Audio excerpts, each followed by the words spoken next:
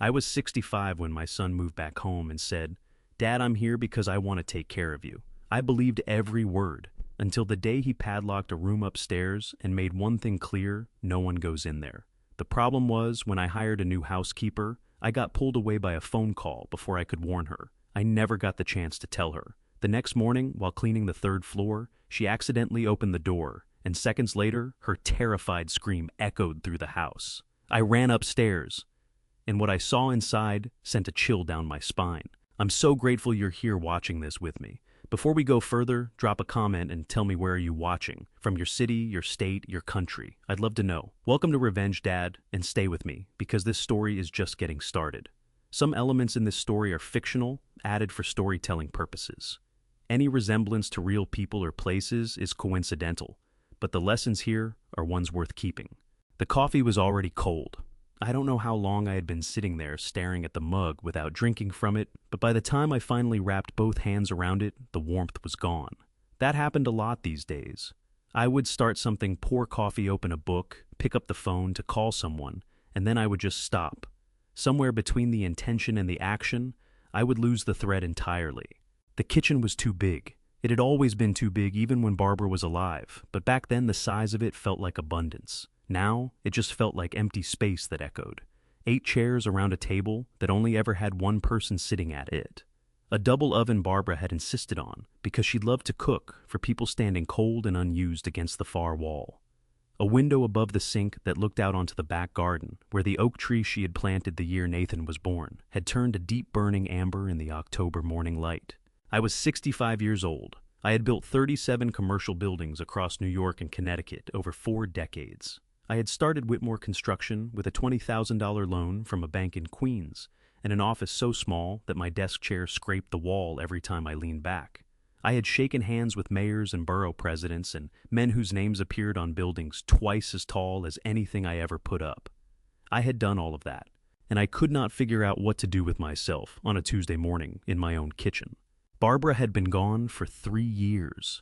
3 years, 2 months, and I used to count the days, but somewhere around the 14-month mark, I made myself stop because the counting was making it worse, not better. Pancreatic cancer, 4 months from diagnosis to the end. The doctors had used words like aggressive and advanced, and I had sat in those hospital chairs and held her hand and told her everything was going to be fine, because that was the only thing I knew how to do, even when it was a lie. The house had been hers as much as mine, more than mine if I was being honest. I had built it, drawn up the plans myself, poured more care into the foundation work than any project I had ever taken on, professionally. But Barbara had made it into something worth coming home to. The smell of whatever she was cooking on a Sunday afternoon. The sound of her reading out loud to herself when she found a passage she liked. The way she left her reading glasses on every flat surface in the house, so that she was never more than an arm's reach away from being able to see clearly. The glasses were still there. I had not been able to move them. I pressed my palm flat against the cold ceramic of the mug and made myself take a breath. Outside, a gust of October wind pushed through the oak tree and sent a cascade of amber leaves spinning across the grass. I watched them and thought about nothing in particular, which was the closest thing to peace I had found in a long time. That was when my phone rang. I looked at the screen. Nathan? My chest did something complicated, a tightening, a lift, a small bright flare of something that took me a moment to identify as hope. Nathan called on Sundays usually. Short calls, efficient, the kind that covered the necessary bases without lingering. "How are you, Dad?" "Fine, son. How are you?" "Work is busy." "Yeah, mine too." "Okay, talk soon." I had told myself that was enough. I had told myself that was just how adult children were, that it was normal that I should not read absence as indifference. But this was a Tuesday. I picked up on the second ring. "Nathan?" "Hey, Dad?" His voice was warm, fuller than usual somehow, like he had been thinking about what he wanted to say before he called. "You got a minute?" "I've got nothing but minutes," I said. "What's going on?" There was a pause, the kind that felt deliberate, like he was steadying himself. My hand tightened around the phone. 38 years of knowing my son's voice, and I could still feel the shape of his silences. "Claire and I have been talking," Nathan said. "A lot, actually. About you, about the house, about—" "Look, Dad, I'm just gonna say it. We want to come home. We want to move back in and take care of you." The kitchen went very quiet around me. "What?" My voice came out rough, scraped thin by something I wasn't prepared for. "I know it's out of nowhere," he said quickly. "And I know you're going to say you don't need taking care of because that's what you always say, and maybe that's true. But Claire and I talked about it, and we think we feel like you shouldn't be in that house alone. You built that place for a family dad. It's too big for one person." My throat closed up so fast it caught me completely off guard. My eyes burned, and I pressed the back of my wrist against them hard the way I used to when I was a young man, and didn't know how to let myself cry in front of anyone. I had gotten better at it over the years Barbara had helped with, that had spent decades gently teaching me that grief was not weakness, but some instincts run deeper than learning. "Nathan," I managed. My voice cracked right down the middle on the second syllable, and I didn't try to hide it. "Dad," his voice was softer now. "We want to be there, that's all. We want to be there with you." I put my free hand flat on the kitchen table to steady myself, because my knees had gone unreliable under me. Trembling the way knees do when something hits you in a place you had forgotten was still tender. I thought about Sunday mornings with cold coffee. I thought about Barbara's reading glasses on every flat surface. I thought about the oak tree she had planted the year Nathan was born, now blazing amber outside the window. "Yeah," I said finally, and my voice was still unsteady, still full of everything I didn't have words for. "Yeah, son, come home." After I hung up, I sat at that kitchen table for a long time. The coffee was ice cold now, completely beyond saving, but I drank it anyway. I looked at the empty chairs. I looked at the oak tree through the window. For the first time in 3 years, 2 months, and however many days I had stopped counting, the kitchen didn't feel quite so much like an echo. "I thought my family is coming home. I want you to remember that. I want you to remember exactly how it felt to sit in that kitchen on that October morning with cold coffee and amber leaves, and the phone still warm in my hand, believing that the worst was behind me, because I was about to make the most expensive mistake of my life." They arrived on a Saturday morning with 7 suitcases, 2 laptops, a box of kitchen equipment Claire insisted on bringing because she didn't trust my pots, and a padlock I had never seen before. I was standing on the front porch when their car came up the driveway. October had settled into Greenwich the way it always did, heavy and golden, the maples along the property line blazing red and orange against a sky so blue it almost hurt to look at. I had been out there for 20 minutes already, which I would not have admitted to anyone. I had made coffee change my shirt twice and then stood on the porch pretending I just happened to be there when they pulled in, 65 years old and nervous as a man on a first date. Nathan got out first. He looked good. He had always been a handsome boy. My son tall the way I was, tall with Barbara's dark eyes, and her way of holding himself, like he already knew where he was going. He was wearing a charcoal jacket over a white shirt, no tie, the kind of effortlessly put-together look that had always made me feel slightly underdressed in my own home. "Dad!" He crossed the distance between us in 4 long strides and wrapped both arms around me, and my chest cracked open like old timber. I gripped him hard. My eyes burned immediately, that sharp, stinging heat behind the eyelids that I had learned to recognize as the warning before the flood.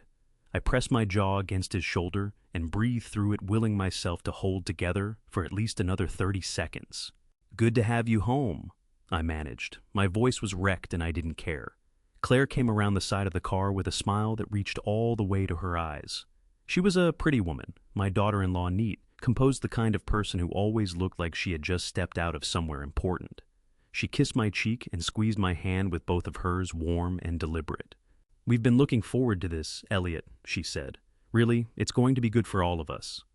I believed her. God help me, I believed every word. We spent the morning getting them settled. I had prepared the 2 rooms at the east end of the second floor, freshly painted new linens. Barbara's old reading lamp moved in, because I thought it might make the space feel warmer. Nathan appreciated it. I could tell, though, he said it simply the way men of his generation did. "This is great, Dad. Thanks." Claire touched the lampshade and said it was lovely. Then Nathan carried 3 of the suitcases up to the 3rd floor. I was in the kitchen making sandwiches when I heard his footsteps on the stairs, going past the 2nd floor landing, continuing upward. I put down the knife. I listened. The footsteps stopped at the end of the 3rd floor hallway, and then I heard a sound I didn't recognize. At first, a small, sharp, mechanical click, like a tumbler settling into place. A lock. I wiped my hands on a dish towel and went to the bottom of the 3rd floor stairs. "Nathan!" I called up. He appeared at the top of the landing, relaxed, one hand resting on the banister. "Hey, you need something? What are you doing up there? setting up my workspace. He said it easily, like it was the most natural thing in the world. I've got a lot of documents I need to keep organized. Client files, contracts, sensitive stuff. I hope that's okay. I figured the room at the end of the hall would be perfect. Better light, more space. I looked up at him. Something moved in my chest. Not quite unease, not quite suspicion. More like the faint sound a floorboard makes when you step on it wrong. A small wrongness noticed and then set aside. "Of course," I said. "It's your home too."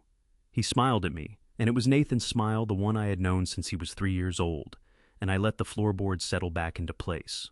That was my second mistake. Nora Miller arrived on Monday morning at 7:58, 2 minutes before the time I had given her.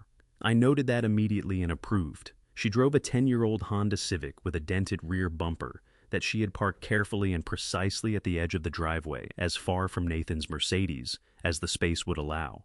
Considerate, I noticed that too. She was younger than I expected, 28, her application had said, though she looked younger still, with dark hair pulled back and the kind of steady, direct gaze that told you she had learned early how to size up a room and decide quickly whether she was safe in it. She was wearing dark slacks and a plain gray top, sensible shoes. She had a small notebook in her jacket pocket. "Mr. Whitmore," she said, and shook my hand firmly. "Elliot," I told her. "Please." She nodded once like she was filing that away. "Elliot."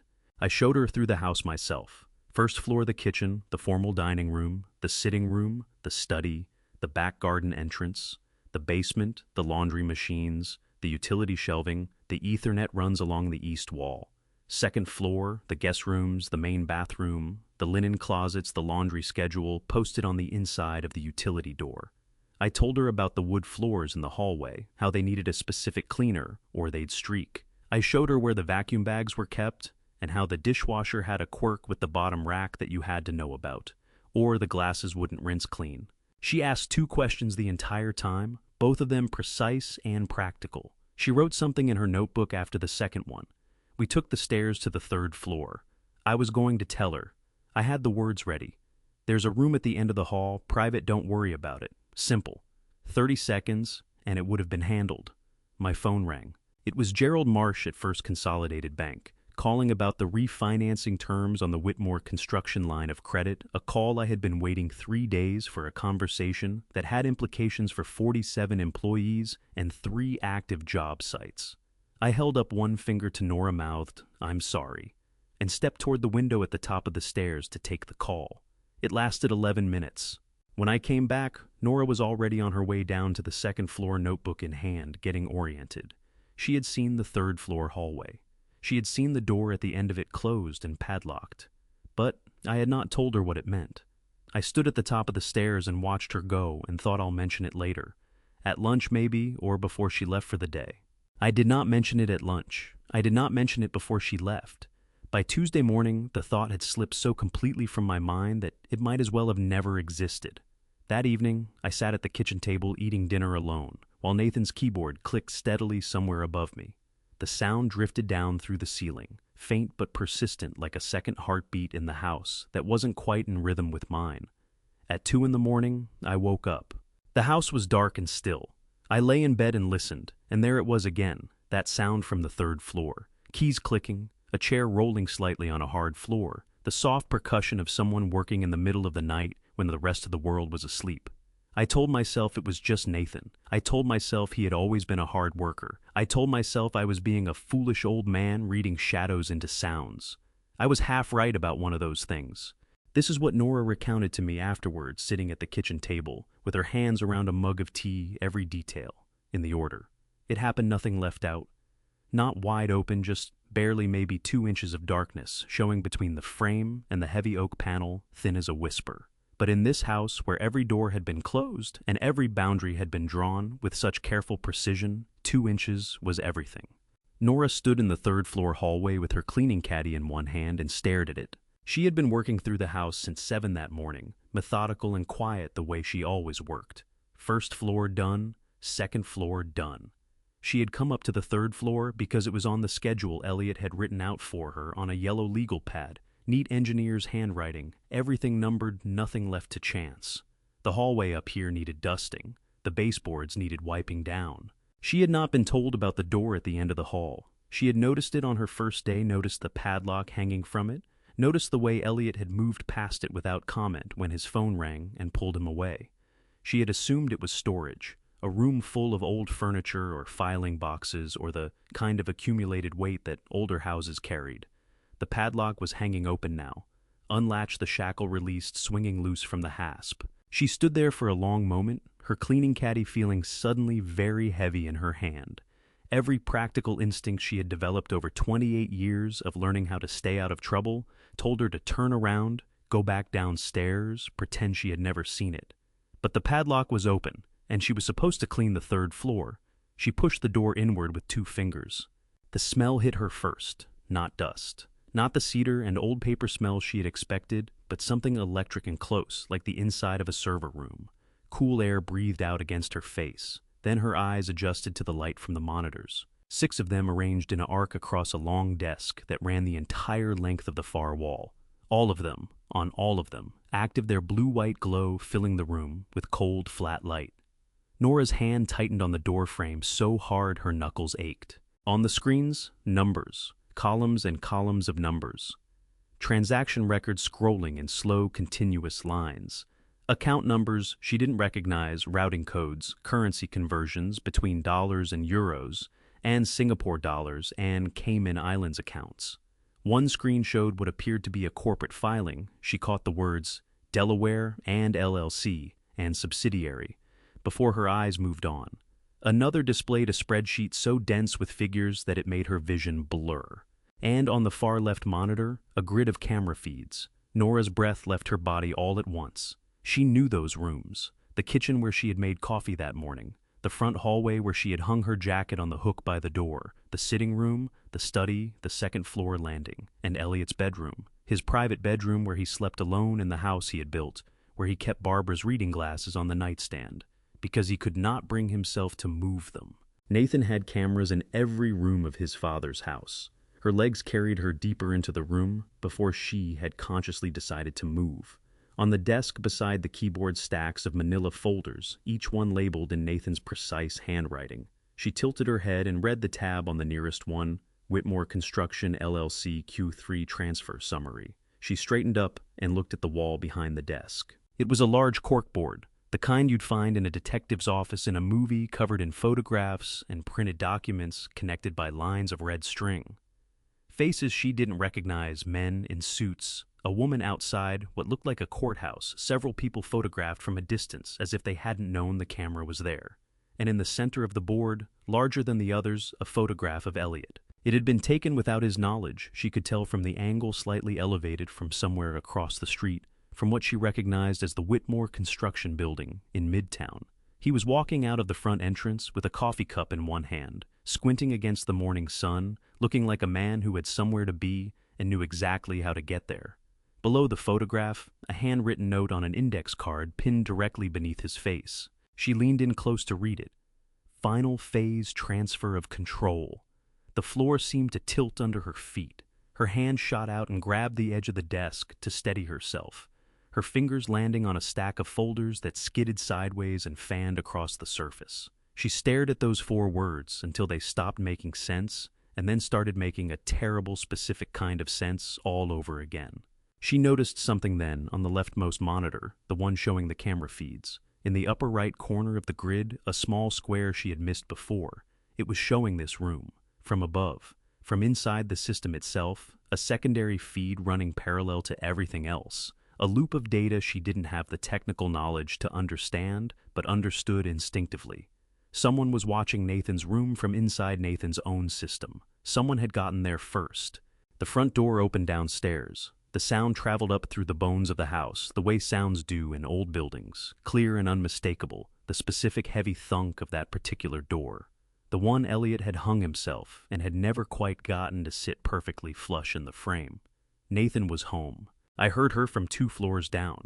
I was in the study going over a set of revised blueprints for a job site in White Plains when the sound came through the ceiling and the walls and straight into my chest like something physical. Not a scream of surprise, not a yelp, a full open-throated cry for help. the kind that comes from a place deeper than thought, and I was on my feet and moving before the sound had even finished traveling. I took the stairs faster than a 65-year-old man had any business taking them.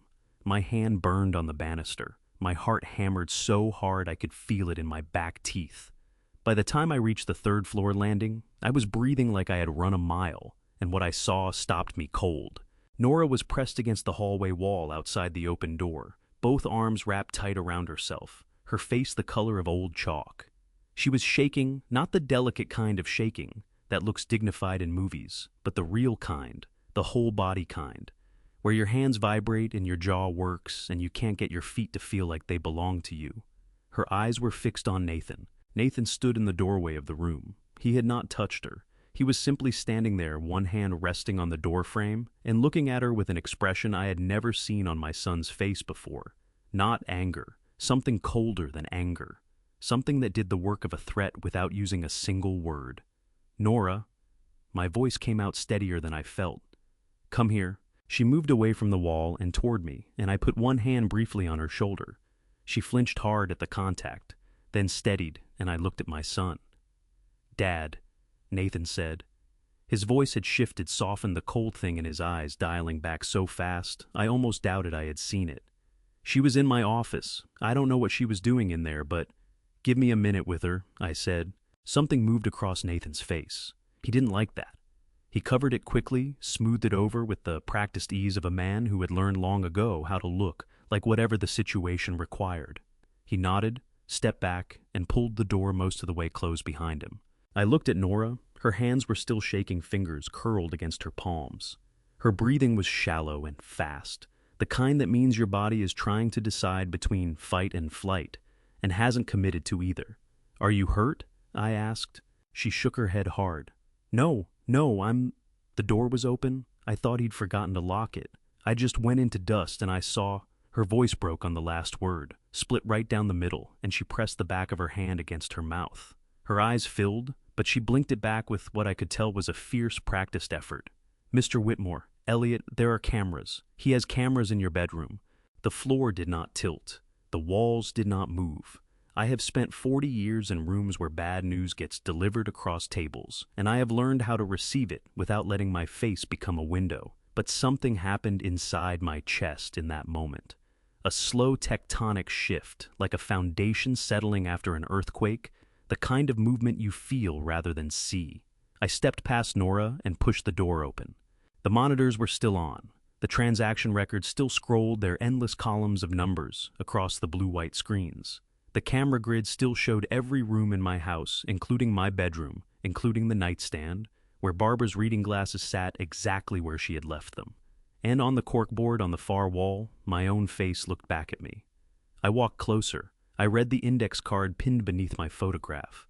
I read it twice slowly to make sure I had it right. Final phase, transfer of control.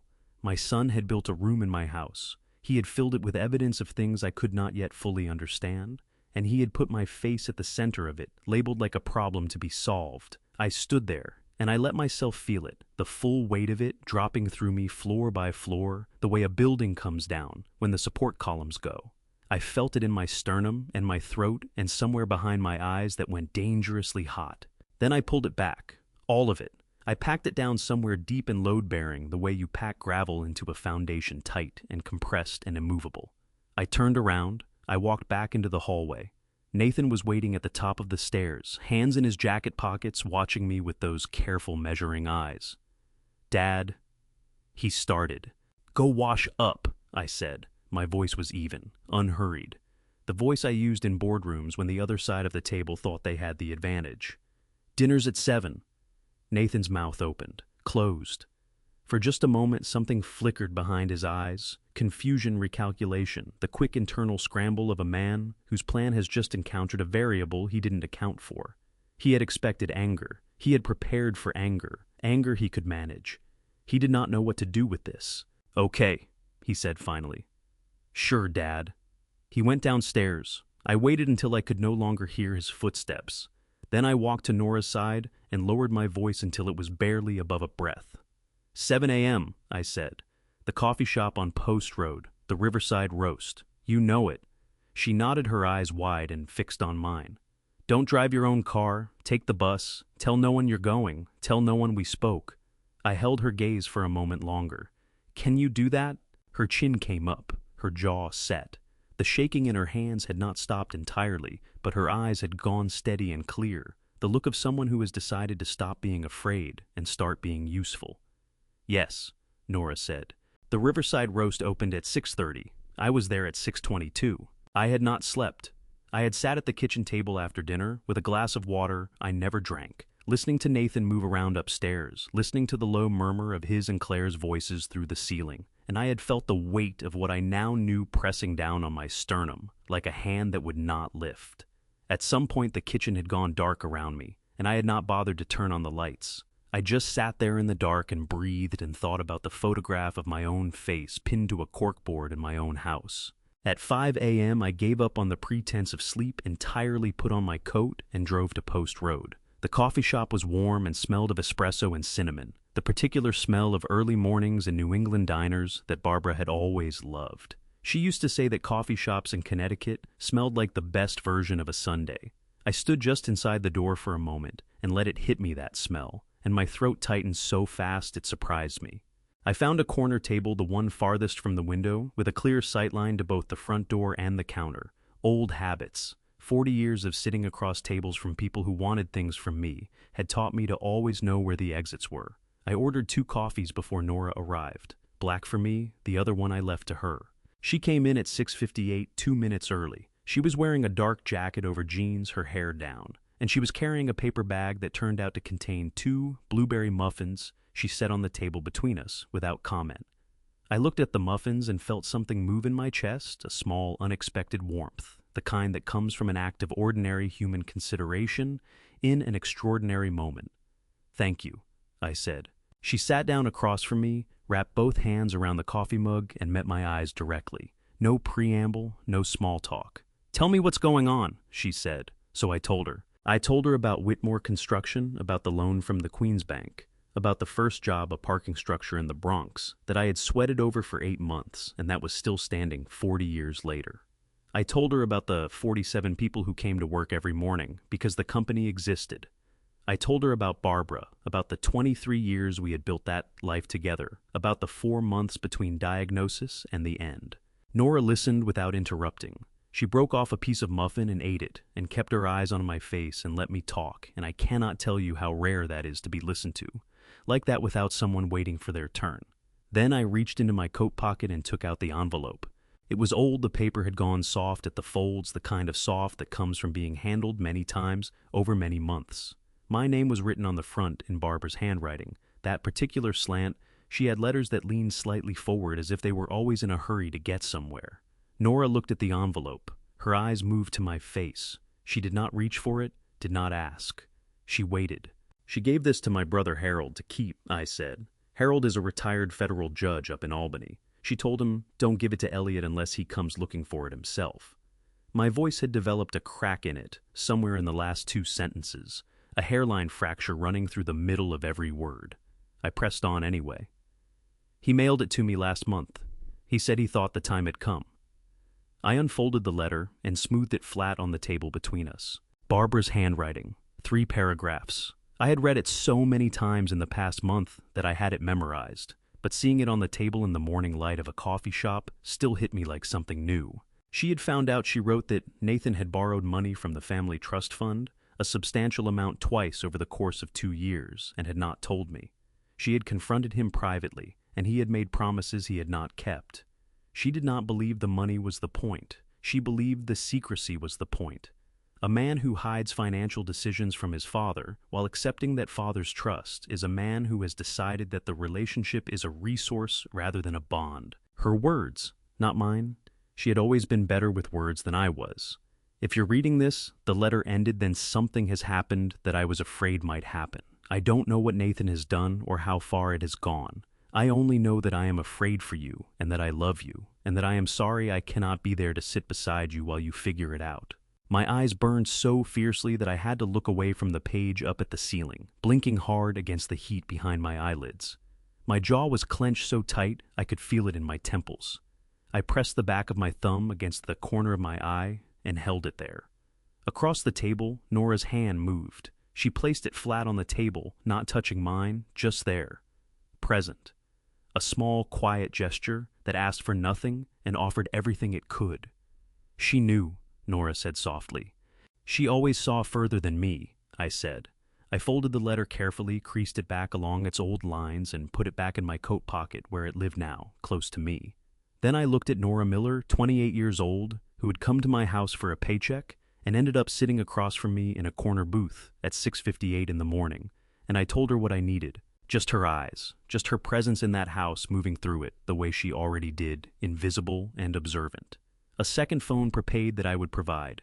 A single text if she saw anything. Nothing dangerous, nothing that put her at risk. She looked at me for a long moment, her coffee mug warm between her palms. "Okay," Nora said. "I'll stay." When we walked out 20 minutes later, I glanced toward the street.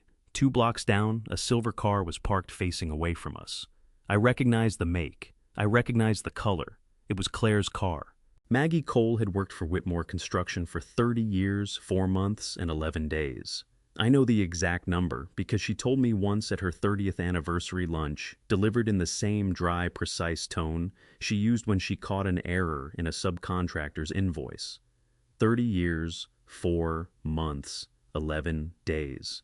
As if she had been keeping count not out of sentiment, but out of professional habit, the way she kept count of everything. She called me at 11:47 that night.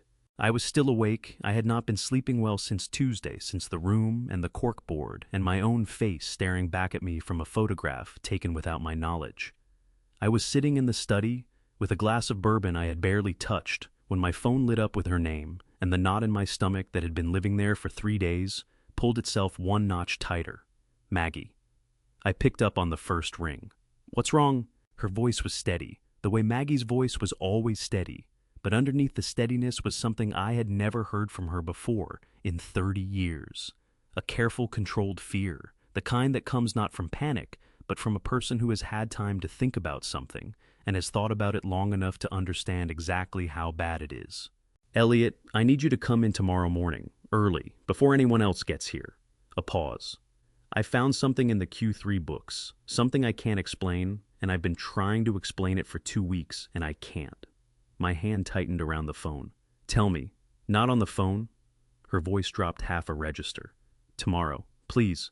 I was at the Midtown office by 7:15 the next morning. The building was still mostly empty. The lobby staff just arriving, the elevators slow and quiet. Maggie was already at her desk when I walked in, and she had been there for a while. 2 empty coffee cups, a legal pad covered in her small, dense handwriting stacks of folders arranged across every available surface with the particular organized intensity of a person who has been up most of the night. She stood when she saw me, and I saw immediately that something had happened to her. "Maggie?" I crossed the office in 6 steps. "What happened to your arm?" She looked down at her right wrist, then back up at me. For a moment, I thought she was going to tell me it was nothing the way people do when they have decided in advance that they are not going to let something be a big deal. Then she reached across with her left hand and pushed the sleeve of her blazer up to the elbow. The bruise ran from her wrist halfway to her forearm, dark purple at the center, fading to green and yellow at the edges, the kind of bruise that takes real force to make. My stomach dropped straight through the floor. "Who did this?" My voice came out low and very controlled, which was how I knew I was furious. Maggie pulled her sleeve back down and smoothed it precisely. 3 weeks ago, the parking garage on 46th. I was working late. She sat back down, folded her hands on the desk, met my eyes. 2 men, they didn't say much. One of them held my arm. The other one said, and I'm going to quote this exactly because I wrote it down. The minute I got home, he said, "Old women who ask too many questions about numbers tend to have accidents." She paused. Then they walked away. The bourbon from last night rose in the back of my throat. I pulled a chair up close to her desk and sat down because I did not entirely trust my legs. "Maggie, you should have called me. You should have called the police." "I know." She said it simply without defensiveness. "I didn't. I went home and I sat in my kitchen for an hour and I thought about it, and then I came back to work the next morning." Her chin came up slightly, that particular set to her jaw that I had seen across 30 years of difficult conversations. "I've worked for this company since I was 28 years old, Elliot. They can threaten me all they want. I'm not going anywhere." My throat closed up so hard, I had to look away from her at the window at the Manhattan skyline, going gray and gold in the early morning light. I pressed the back of my hand against my mouth and breathed through it until I was sure I could speak without my voice breaking. "Show me what you found," I said. She opened the top folder. Whitmore Pacific Holdings, LLC, incorporated in Delaware 14 months ago, a subsidiary of Whitmore Construction on paper, except that no one at Whitmore Construction had authorized it. No board resolution, no ownership filing, no record in any of the company's official documents. It existed in the books only as a recipient of contractor payment transfers, labeled meticulously and blandly as consulting fees. $17 million, moved in 11 separate transactions over 8 months, each one just below the federal reporting threshold of $10,000, a technique called structuring designed specifically to avoid triggering automatic bank alerts. Nathan had the authority to do it. 6 months before all of this started, I had given him the VP title as a gesture of trust, a sign that I was beginning the process of transition. He could sign certain categories of contracts. He could authorize certain categories of payments. I had not imagined he would use that authority to build a machine I knew nothing about. "Who else has seen this?" I asked. "No one. I locked the files the day I found the first discrepancy. I've been building the picture alone." Maggie's eyes were steady on mine. "There's more, Elliot. Someone has been accessing my files remotely, logging in at odd hours, 2 a.m., 3 a.m., making copies. It started the same week Nathan came home." I looked at the folder in my hands. $17 million. Consulting fees. A company I had never heard of, wearing my family's name. I thought about Tuesday morning, the coffee going cold, the phone call, Nathan's warm voice saying, "We want to come home." The depth of it hit me, then not as anger, not yet, but as something heavier and older, a grief that had no clean edges to it. I had given that boy everything I knew how to give. I had put his name on my company because I believed in him. I set the folder down on Maggie's desk very carefully, the way you set down something fragile, and I said, "Make me copies of everything, all of it, and Maggie." I looked at her, at the sleeve covering the bruise, at the woman who had come back to work the morning after 2 men put their hands on her. "Thank you? For not going anywhere." Her jaw tightened. For just a moment, something moved behind her eyes, not weakness, but the acknowledgement of a long effort. "Don't thank me yet," she said. "Thank me when it's over. There are things you hear that you cannot unhear. I know this because Nora told me about it word for word, sitting across from me 2 days later, with her hands wrapped around a mug of tea she had made herself in my kitchen. Her voice steady, and her eyes very focused the way her eyes always got when she was making sure she remembered something exactly right. She had written it down the moment she got back to her room that evening. She showed me the page from her notebook, her handwriting small and precise, every word Claire had said, captured in quotation marks, the time noted at the top, Saturday 2:18 p.m. I keep that page. I have it still. It was a Saturday afternoon, 3 days after my visit to Maggie's office. The house had settled into its weekend rhythms. Nathan working upstairs, the sound of his keyboard, a constant low percussion through the ceiling. Claire moving between the kitchen and the sitting room. With the quiet, purposeful energy, she always projected the energy of a woman who was never simply at rest, but always tending to something. Nora was in the sitting room, working along the row of tall windows. With a microfiber cloth and a bottle of glass cleaner, the kind of task that makes you invisible. People forget you are there when you are cleaning windows. You become part of the architecture. Nora had learned this a long time ago, and she used it the way she used most things, practically without sentiment. The door to the reading room was not fully closed. Nora heard Claire's voice first, low, quick, the particular cadence of someone who believed they were speaking privately. She did not move. She kept the cloth moving in slow circles on the glass and breathed through her nose and listened. "He doesn't know yet." Claire's voice precise and unhurried. A pause the other end of the conversation, speaking someone Nora couldn't hear. "No, I'm telling you, he actually thinks Nathan came back because he missed him." A short sound, almost a laugh, but not quite warm enough to be one. "The old man believes everything he wants to believe. It's almost too easy." Nora's hand stopped moving on the glass. She made herself start again. "Slow circles. Keep going. Don't stop. We need the signature on the operating agreement before December 1st, Claire continued. "After that, it doesn't matter what he thinks he knows. The structure is set up so that even if he figures it out, he won't have the legal standing to reverse it without a court fight that takes 18 months minimum." Another pause. Nathan is handling it. He's been handling it. Her voice shifted slightly, not softer, but more careful, the way a voice gets when the topic becomes sensitive. He just needs to stop second-guessing the timeline. We are so close. The cloth kept moving. The window was already clean. Nora kept going anyway. What about the housekeeper? A pause. Claire's response was immediate, dismissive, the words landing like something being set down and forgotten. She's nobody. She folds laundry and mops floors. She's not a factor. Nora did not react. Not outwardly. Her face did not change. Her hand did not falter on the glass. 28 years of learning how to receive bad news without letting it show had given her a face that could stay perfectly still, while everything behind it was moving very fast. But something happened in her chest in that moment, not fear. Not exactly, though fear was there underneath it. What rose above the fear was something cleaner and hotter. Anger, not the kind that makes you loud, the kind that makes you very, very quiet and very, very certain. The man who had made her coffee on her first morning, who had handed her a yellow legal pad with numbered instructions because he wanted her to have everything she needed to do her job well, who had sat in a dark kitchen all night with a glass of bourbon he couldn't drink, carrying something enormous entirely alone. She's nobody. Nora finished the window. She moved to the next one. Her reflection moved with her in the glass, and she looked at it for just a moment at the set of her jaw, at her own eyes, looking back at her, and made a decision that had nothing to do with the paycheck.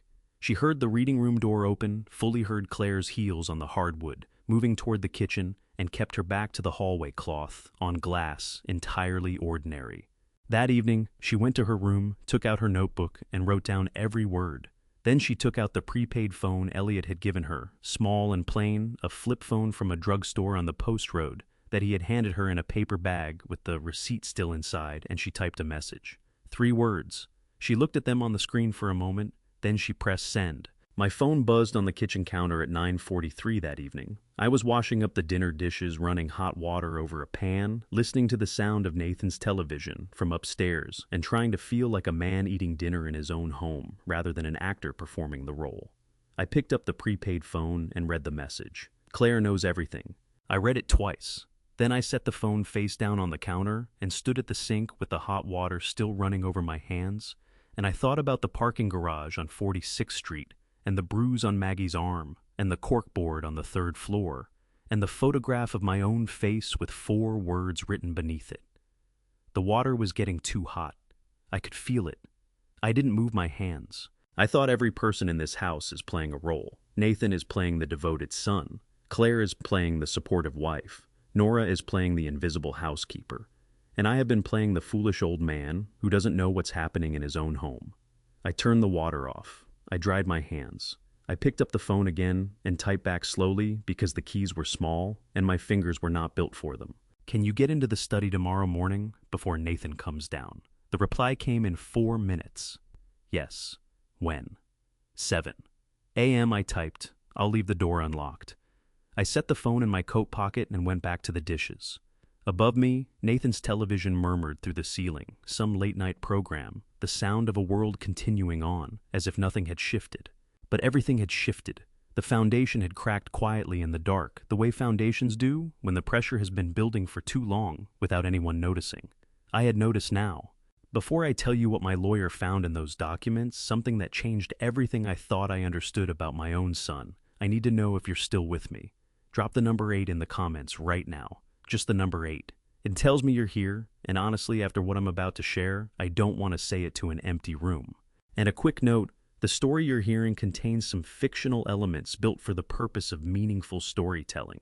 If that's not something you're comfortable with, this is a good moment to step away, no hard feelings at all.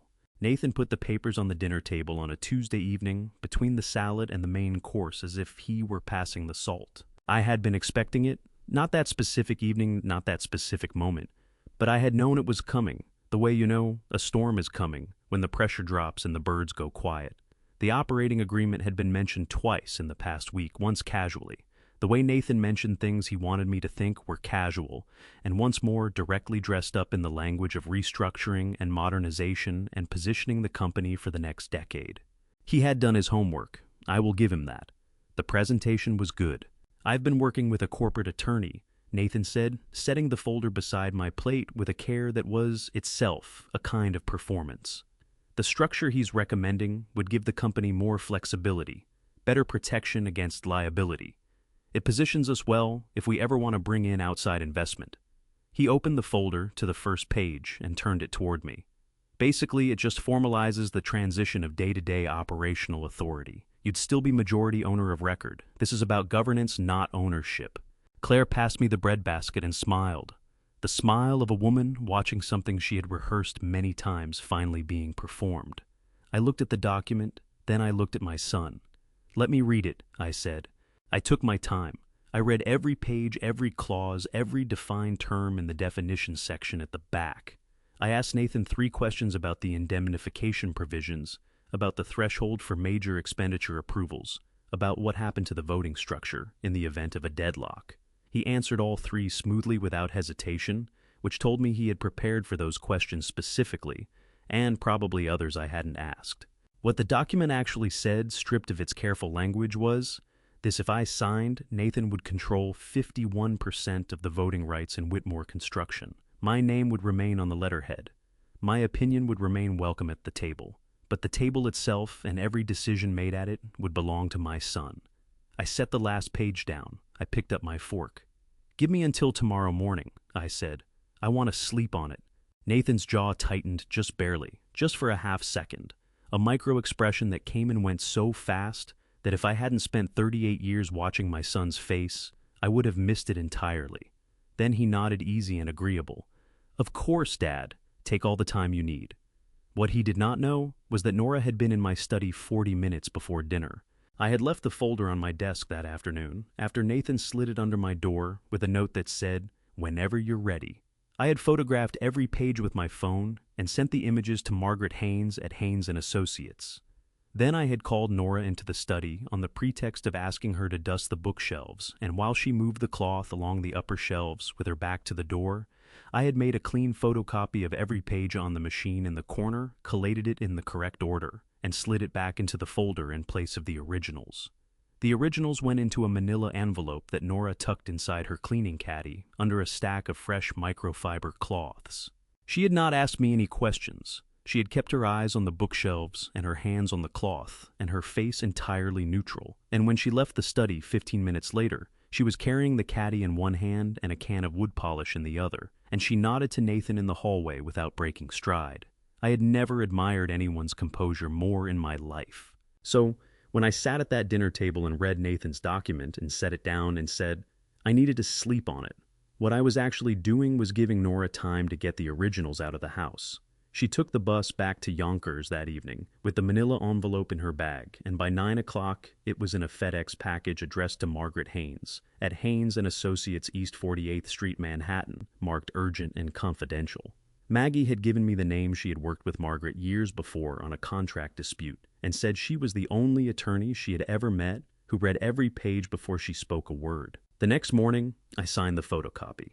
I used my full signature, the one I had used on 40 years of contracts, signed in the same blue ink on the same line, with the same deliberate pressure I had always used, so that no one reading it would see anything but an original. I handed it to Nathan over breakfast coffee and watched his face do the thing it did when he got what he wanted, a carefully controlled satisfaction like a chess player, noting a piece taken already, thinking 3 moves ahead. "Thanks, Dad," he said. "This is the right call, you'll see." "I'm sure I will," I said. He took the folder upstairs. I poured myself more coffee and sat at the table and looked out the window at the October trees going bare in the backyard, and I thought about what Maggie Cole's office would find when they examined those original pages. I did not have to wait long to find out. She called me at 2 that afternoon, and her voice had the particular careful flatness of a lawyer who has discovered something that requires her to be very precise about every word she uses. "Elliot," a pause. "I need you to come in, today if possible. We found something in the documents that goes beyond the operating agreement." My hand tightened on the phone. "Tell me." Not on the phone. The same words Maggie had used, the same tone. "There's a secondary document that was filed separately. We think it predates the operating agreement by several months." Another pause shorter. "Elliot, someone filed a durable power of attorney in your name with the Connecticut probate court. It grants full financial and legal decision-making authority to Nathan on the grounds of, and I'm reading this directly, quote, demonstrated cognitive decline affecting capacity for independent judgment, end quote. The kitchen went very still around me. A durable power of attorney is a legal instrument that allows one person to act on behalf of another in all financial and legal matters. It is used most commonly for elderly people who are no longer able to manage their own affairs. In Connecticut, it requires the signature of the person granting the authority witnessed and notarized. My signature was on it. I had never signed it. The notary, I said. My voice was very quiet. Who notarized it? A firm in Bridgeport.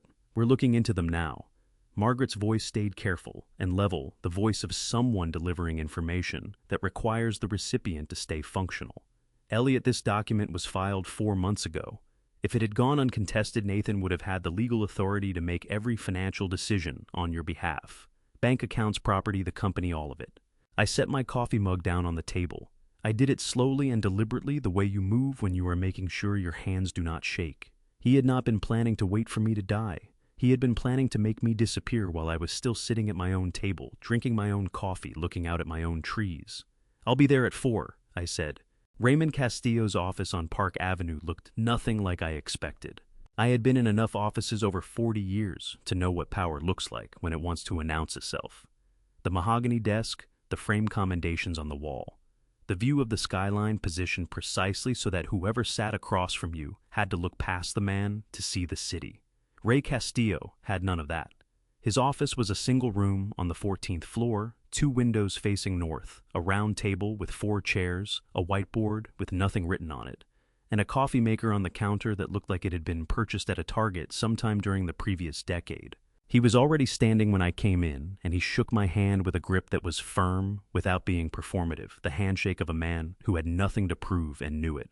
He was in his early 50s, compact and still with gray coming in at his temples, and the kind of unhurried watchfulness in his eyes that you see in people who have spent decades in rooms where missing something costs more than money.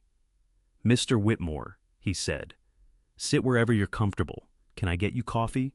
Please." He poured 2 cups without asking how I took mine, black both of them, which told me Maggie Cole had given him more than just my name. I sat down. He sat across from me. He put a small digital recorder on the table between us, looked at me and said, "May I?" I nodded. "Then go ahead," he said. "From the beginning. Take as long as you need." So I told him. I told him everything, the phone call from Nathan the Saturday morning, with the 7 suitcases, the padlock I had never seen before.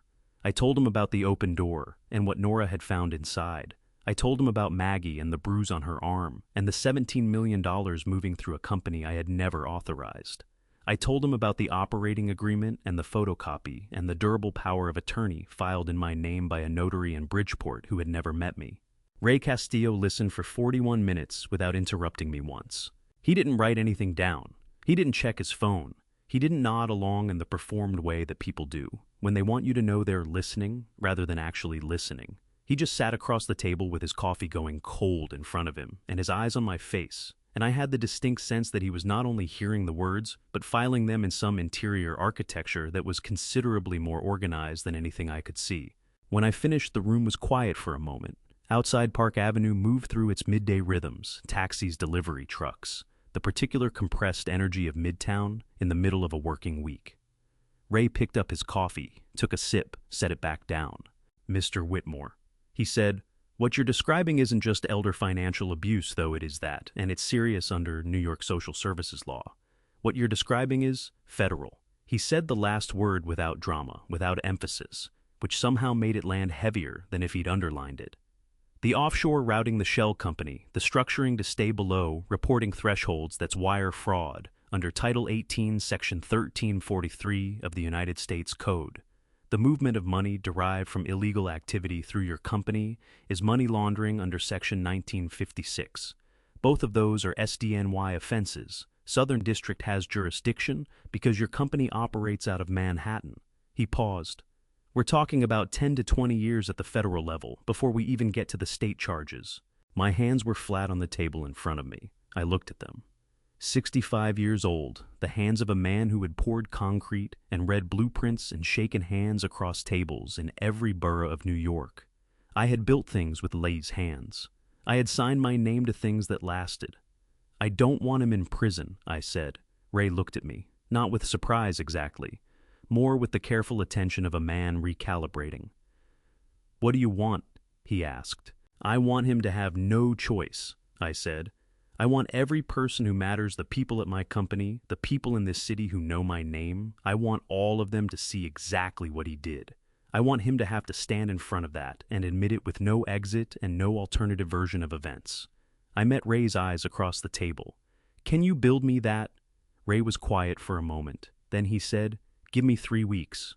He stood, moved to the whiteboard, and uncapped a marker. He began writing names, entities connection, points, the architecture of what we knew so far mapped out in his precise economical handwriting. He worked quickly and without hesitation, and watching him, I understood why Margaret had given me his name.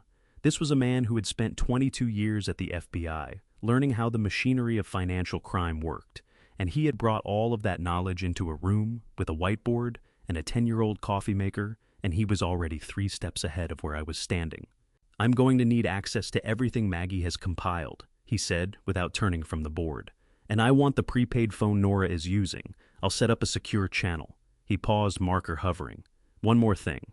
I want you to think carefully before you answer this. He turned to look at me.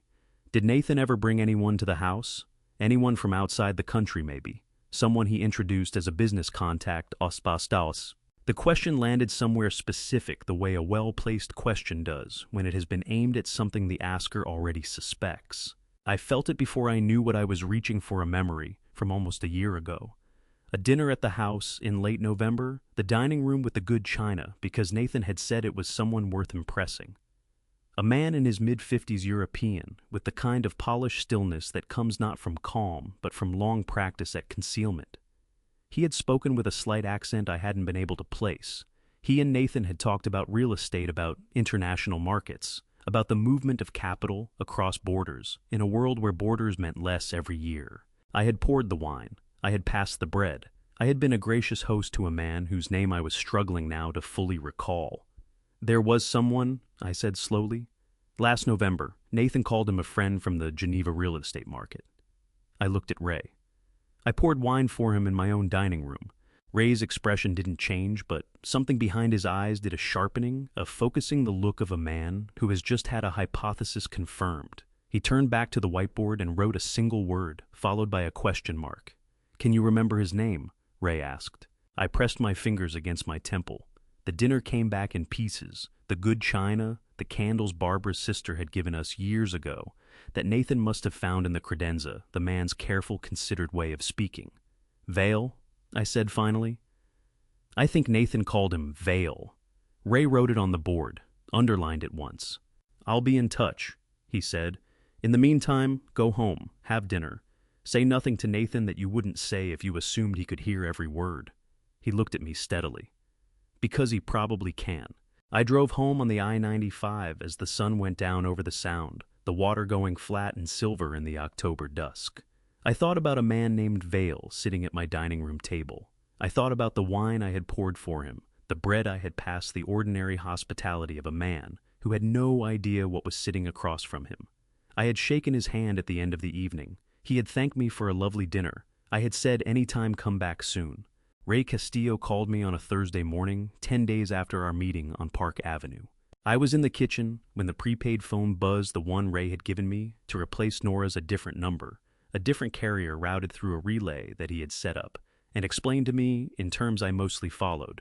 I had been eating toast and not tasting it, watching the backyard through the window, the way I had been watching it every morning since this began, as if the answer to something might eventually appear among the bare October branches.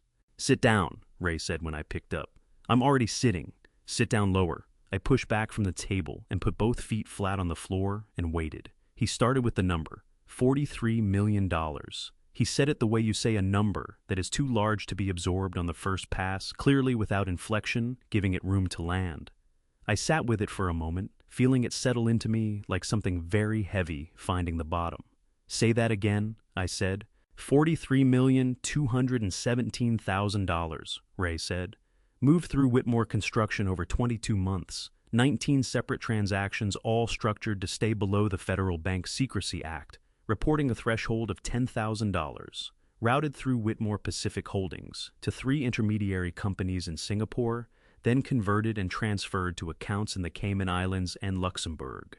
I looked at the piece of toast on my plate. I had made it myself 20 minutes ago, buttered it the way I always did, set it on the same plate I used every morning. The ordinary mechanics of a Tuesday in my own kitchen, while $43 million had been moving through my company's accounts for nearly 2 years. Where did it come from? I asked. Originally. That's where it gets complicated, Ray said. The money originates from the sale of cultural antiquities, archaeological artifacts, pottery, sculpture, metalwork, primarily from conflict zones in Syria, Iraq, and northern Libya. Items looted from sites during periods of active warfare, sold through private channels, to collectors in Europe, the Gulf states, and East Asia. A pause. The man who moves them is named Marcus Vale. The name hit me like something physical. I gripped the edge of the table. He operates a private art consultancy. Ray continued, with offices in Geneva and West Hollywood, Los Angeles.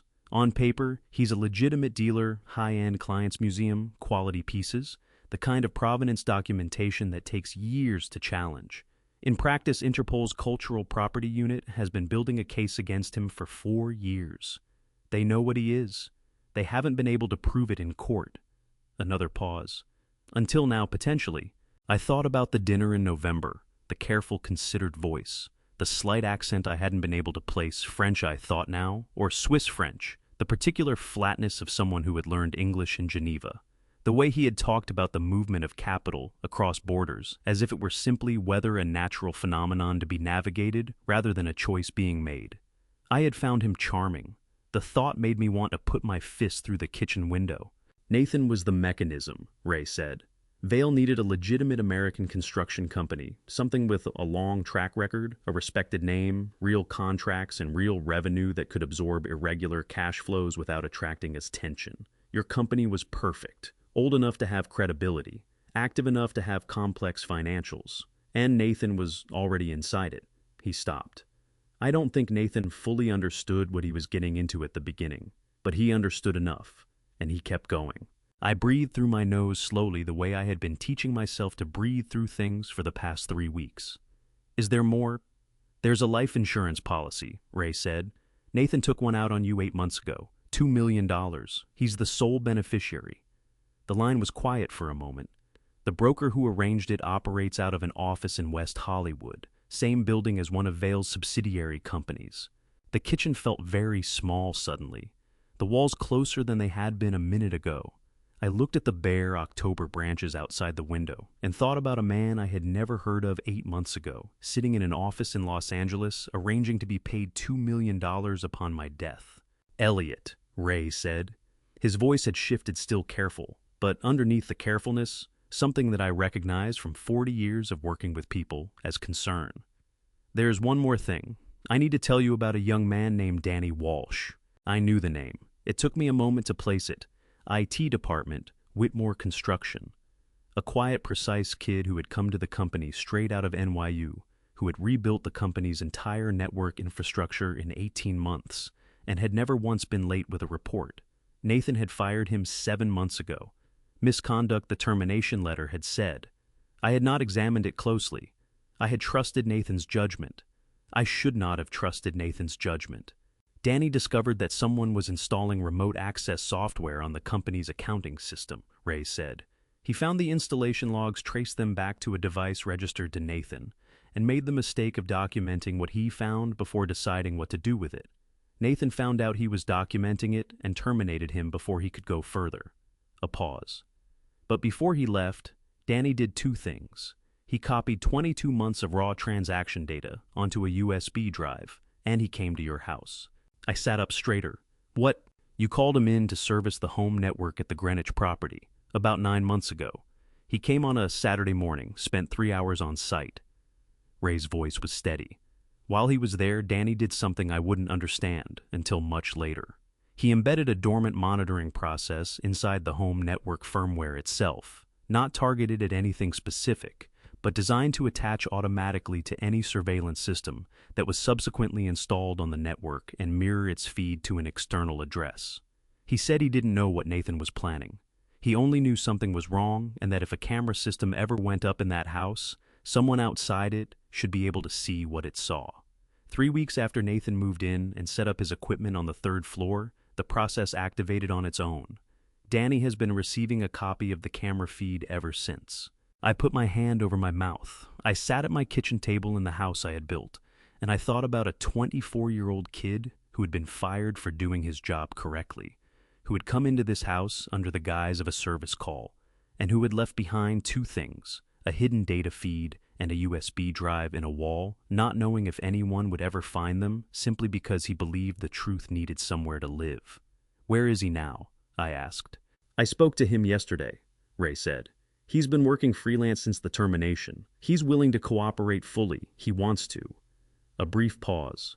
He said, and I'm quoting this exactly because I thought you'd want to hear it. He said, "Mr. Whitmore was always straight with me. He deserves to know what's happening in his own house." My jaw tightened so hard the back of my teeth ached. My eyes burned that familiar unwelcome heat, and I pressed my thumb hard against the inner corner of my left eye and held it there until the pressure passed. A 24-year-old kid who had lost his job trying to do the right thing had called me straight and thought I deserved better. "What do we do next?" I asked when I could trust my voice. "I'm going to need you to do something that will be very difficult," Ray said. "I need you to go home tonight and have dinner with your son and talk to him normally and give absolutely nothing away because in approximately 10 days, I am going to be ready to move. And when I move, I need Nathan to still believe he is in control." A pause. "Can you do that?" I looked at the toast on my plate. Cold now. Uneaten. "I've been doing it for 3 weeks," I said. "I want to tell you about a business card." It was sitting in the kitchen drawer, the one beside the stove, where I kept rubber bands, spare batteries, the takeout menus from the 2 restaurants in town that still printed paper menus, and the general accumulation of small objects that don't belong anywhere specific but belong somewhere. I had opened that drawer 10,000 times over the years. I knew its contents the way you know the contents of your own pockets. Nora found it on a Wednesday morning in the 2nd week of November, while she was reorganizing the drawer as part of her weekly kitchen rotation. She brought it to me that afternoon, holding it between 2 fingers, the way you hold something you're not sure whether to touch. It was a heavy cream card, the kind that costs money to print, embossed lettering, a Geneva address, a Los Angeles address, a website, a private email, and in the center in clean sans serif, type Marcus Vale, private art consultancy. On the back, in handwriting, I didn't recognize a phone number and a single word: Tuesday. I held the card and felt the blood drain out of my face so completely that Nora reached out and put her hand on my arm. "Elliot," she said, "sit down." I sat down. I put the card flat on the kitchen table and stared at it. The man who had been routing $43 million in stolen antiquities money through my company had left his business card in my kitchen drawer.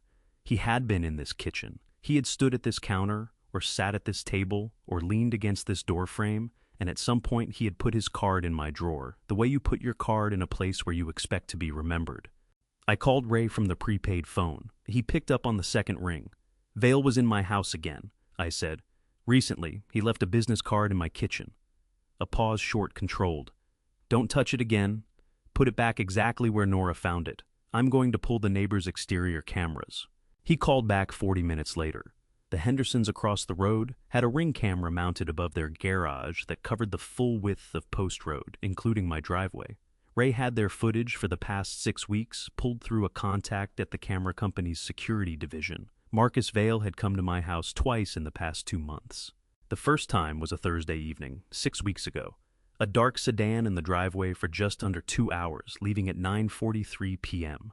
The second time was a Tuesday 3 weeks before Nora found the card, 47 minutes. In through the front door, out through the front door, the particular efficiency of a man who knew exactly why he was there and what he needed to accomplish. Both times, I had been home. I had been in this house eating dinner, or reading in the study, or watching the news in the sitting room, while the man responsible for all of this walked through my front door and conducted his business and walked back out. I had not heard anything unusual. I had not noticed anything wrong. I had been as invisible in my own home as Nora was invisible when she cleaned the windows. My hands were shaking when I set the phone down. I pressed them flat on the table and breathed until they stopped. That same week, other things began to shift. Nathan started appearing in rooms where Nora was working, not consistently, not in a pattern she could predict, but often enough that she noticed. She told me about it in careful, precise language, the way she told me everything, factual, sequenced, stripped of editorializing. He would come into the kitchen while she was prepping for dinner and stand at the counter with a glass of water, not drinking it, watching her work. He would appear in the upstairs hallway when she was changing the bed linens, standing at the far end with his phone in his hand, apparently scrolling, his eyes moving in her direction more than the screen warranted. He never said anything threatening. He never came too close. He was simply present in the particular way that a reminder is present. You don't need it to speak to understand what it's telling you. Then Claire invited Nora for tea. It happened on a Thursday afternoon in the sitting room, with the good cups that Barbara had brought back from a trip to England years ago. Claire had arranged everything herself, the tray, the pot, the small plate of shortbread, and she was sitting in the armchair by the window when Nora came in, framed by the November light, looking like a woman who had simply thought it would be nice to get to know the help better. Sit down, Nora," she said warmly, the way you say something warm, when the warmth is entirely deliberate. "I feel like we haven't really had a chance to talk." Nora sat. She wrapped her hands around the cup Claire poured for her and kept her face open and neutral. "How are you finding it here?" Claire asked. "It's a big house. It can feel isolating, I imagine, when you don't know anyone in town." "It's fine," Nora said. "I like the work. Elliot seems very comfortable with you." Claire tilted her head slightly, the motion of a woman making an observation. She wants to seem casual. "He trusts you, I can tell. That's not easy for him. He's always been private, protective of his space." She took a sip of tea. "He's been through a lot. We worry about him. Nathan worries especially." "Mr. Whitmore seems well to me," Nora said. "He does, doesn't he?" Claire set her cup down with a small, precise click. "I just want to make sure, and I hope this doesn't come across the wrong way, that the people around him aren't adding to his stress. He has a lot on his mind with the company, with the transition. He doesn't need complications." She looked at Nora directly, and for just a moment, the warmth in her eyes was exactly as thin as it had always been. "This is a complicated family, Nora, and complicated families need people around them who understand that some things are private. Do you understand what I'm saying? I fold laundry and clean floors, Mrs. Whitmore," Nora said. Her voice was perfectly even. "That's what I'm here for." Claire held her gaze for 3 full seconds. Then she smiled, refilled Nora's cup, and steered the conversation toward the coming holidays and what the town was like in December. Nora finished her tea. She thanked Claire for the shortbread. She went back to work. That night she lay in her room in the dark and stared at the ceiling and felt the shape of what she was living inside, a house where every pleasant surface concealed something moving underneath it, where a cup of tea was a warning and a business card was a confession. And a man who left his card in a kitchen drawer had been walking through the front door while the owner sat 20 feet away and noticed nothing. She took out the prepaid phone. She typed a message and sent it before she could talk herself out of it. "He's watching me. Both of them are. I think they know I know something." My phone buzzed on the nightstand at 11:17. I read in the message twice. Then I got up and went to the window and stood in the dark looking out at the November yard. The oak tree bare now, all the amber burned away, just black branches against a sky that couldn't decide between clouds and stars. I typed back, "You're not alone in this. Neither am I." 10 days. She replied 4 minutes later. One word. "Okay." I stood at that window for a long time. After that, the prepaid phone warm in my hand, thinking about a 28-year-old woman lying in the dark in a room in my house, trusting me to make 10 days mean something. I was not going to let her down. Nathan came for me on a Friday afternoon. I was in the library, the room at the back of the first floor that Barbara had always called the library, even though it was really just a study with better bookshelves, sitting with a volume of civil engineering history that I was not reading. I had been not reading it for 40 minutes, turning pages at intervals that had nothing to do with the words on them, listening to the house breathe around me and thinking about the 10 days Ray had asked for, counting down the way you count down something you are afraid to hurry and afraid to let take too long. The door opened without a knock. Nathan stepped inside and closed it behind him. He was wearing a jacket over a dark shirt, no tie, his hands loose at his sides in a way that was almost relaxed. Almost, but not quite the way a man looks when he has been rehearsing casual for long enough that the rehearsal shows through. He crossed the room and sat in the leather chair across from mine without being invited. On the low table between us, he set down 4 photographs. I looked at them without touching them. They were surveillance shots taken from a distance slightly grainy, the kind of images that a decent telephoto lens produces from across a parking lot or a street. The first showed me walking into the Sullivan and Cromwell building on 7th Avenue. The second showed me and Maggie through the glass wall of the Whitmore construction conference room, papers spread between us on the table. The third showed me entering the building on Park Avenue where Ray's office was. The fourth showed me and Ray through the lobby glass, shaking hands. "Who is Raymond Castillo?" "Dad," Nathan asked. His voice was measured careful, the voice of a man conducting a conversation he has scripted in advance. I did not look up from the photographs. I turned the page of my book. "An old friend," I said. "He's a private investigator." Nathan leaned forward slightly, his elbows coming to rest on his knees.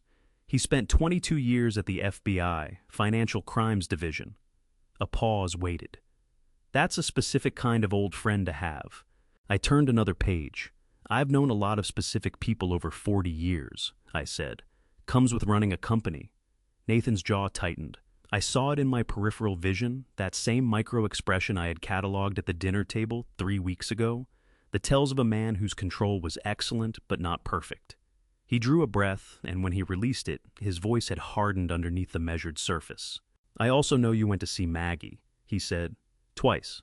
I know she's been pulling historical transaction records going back 2 years. He stopped. "Dad, whatever you think you found, whatever story someone has been telling you, I need you to hear me. I have been protecting this company. I have been doing the work that you—" He stopped himself, recalibrated, started again. "The work that needed to be done to position us for the next decade. Some of the structures I've put in place are complex. They're going to look strange without context. I need you to come to me before you go to anyone else. That's all I'm asking." I closed the book. I set it on the arm of the chair with a care that had nothing to do with the book and everything to do with what my hands needed to be doing, while the rest of me stayed absolutely still. Then I looked at my son, really looked at him the way I had been avoiding looking at him for weeks.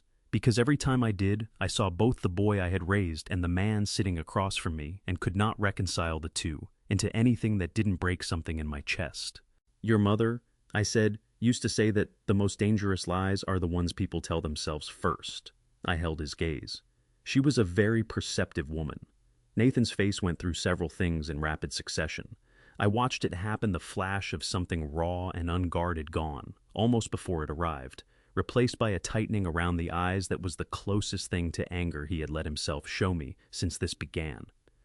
"Dad, dinner's at 7, I said. I picked up my book. I found my page.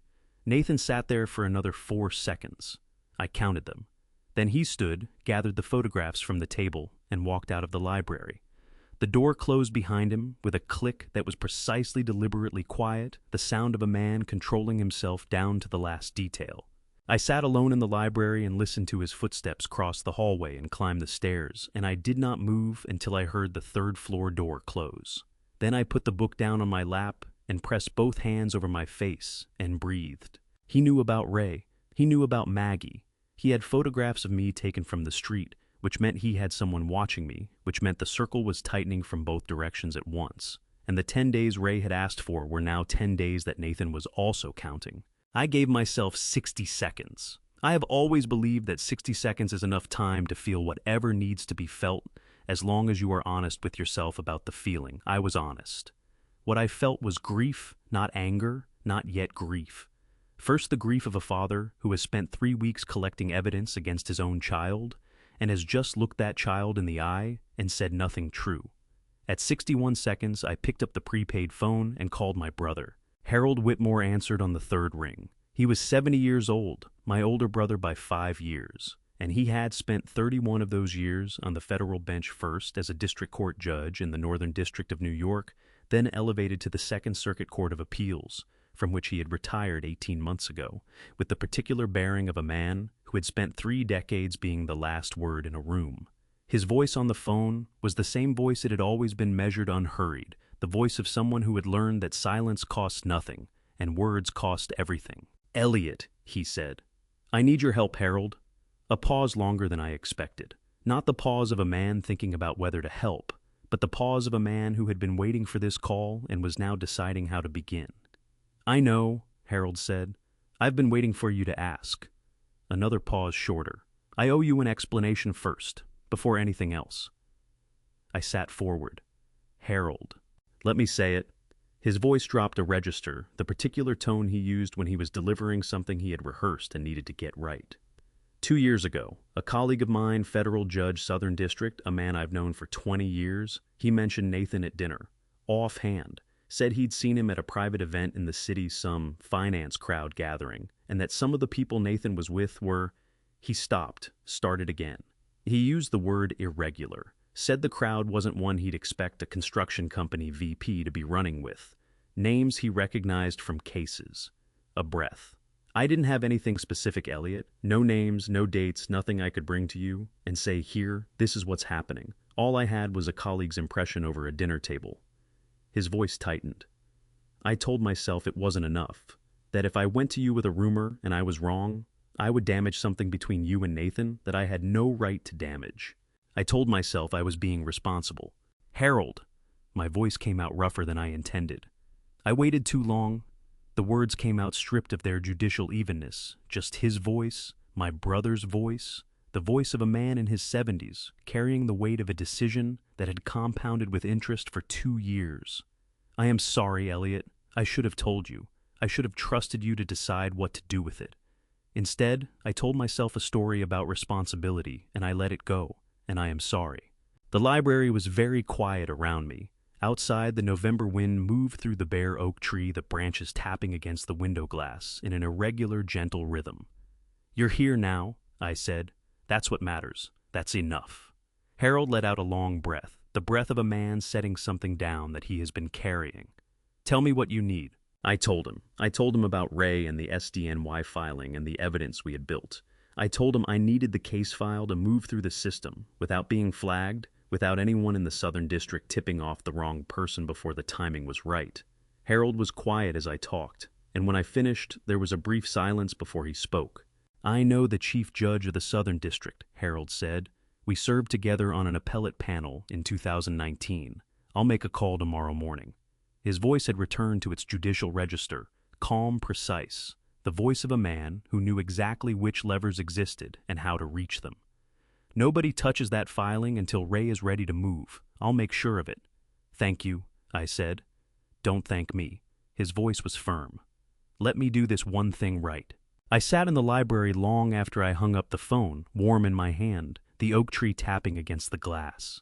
Somewhere above me, Nathan was moving around in his locked room, doing whatever he did up there in the hours before dinner. 7 o'clock came. We ate together, the three of us, at the dining room table. Nathan talked about a project in White Plains. Claire asked me if I wanted more bread. I said yes and thanked her and passed the basket back and ate my dinner like a man who had nowhere particular to be. 8 days. Nora was always in the kitchen by 7. Not 6:55, not 7:05. 7. I had come to rely on it the way you rely on certain fixed points, the way a builder relies on a benchmark elevation, a known height from which everything else is measured. In the 6 weeks she had been in this house, Nora Miller had been in that kitchen at 7 a.m. every single morning, coffee already made, whatever needed doing, already begun, her quiet efficiency filling the space before anyone else was awake enough to notice. On Saturday morning, at 7:12, the kitchen was empty. I stood in the doorway for a moment, looking at the cold coffee maker, the untouched counter, the morning light falling across the floor with no one in it. Something moved through me, not panic, not yet, but the specific unease of a pattern breaking the way a building inspector feels when a wall that should be load-bearing sounds hollow. I checked the back garden. I checked the laundry room on the 2nd floor. I went back to the kitchen and looked out the window at the driveway. Her Honda Civic was still there, parked in its usual careful position at the far edge of the gravel. She had not left. She was somewhere in the house. I found the basement door at the end of the service hallway, and I found it locked from the outside. The key was on the hook, where it always hung right there beside the door, which told me whoever had locked it had not needed to take the key away. They had simply turned it, replaced it on the hook, and walked back upstairs. Neat, efficient, a message that did not need to be signed. I unlocked the door and pulled it open. The basement smelled of detergent and old concrete and the particular mineral cold that basements in Connecticut houses develop over decades, the cold that never fully leaves no matter the season. The fluorescent light flickered on, automatically casting its flat white light down the wooden stairs. Nora was sitting on the floor at the far end of the room, her back against the washing machine, her knees drawn up, her hands resting on them, with her palms facing upward. She looked up when the light came on, and her face was the thing that stopped me on the third step. She was not crying. She was not shaking. There was no trace of panic in her expression, no residue of the 2 hours she had spent locked in a basement in someone else's house. She looked, if anything, like a person who had been given unexpected time to think and had used it well. In her right hand, resting in her open palm, was a small black USB drive wrapped in electrical tape. "I found something," she said. "I came the rest of the way down the stairs. My knees ached from the cold they always did in November, and I crossed the concrete floor and crouched down beside her, which was harder than it used to be, but felt necessary, some instinct about not standing over a person who has just spent 2 hours on a basement floor. "Are you hurt?" I asked. "No." She said it simply without the qualifier of "I'm fine" that people use when they're not. Just no. The door locked about 40 minutes after I came down to switch the laundry. I heard it from across the room. She paused. I didn't try the door right away. I figured whoever did it wanted me to try the door right away, so I didn't. I looked at her. "What did you do instead?" "I looked at the room." She said it like it was the obvious answer, which coming from Nora it was. "I've been cleaning this house for 6 weeks. I know what belongs where. The washing machine was 6 inches further from the wall than it was last week.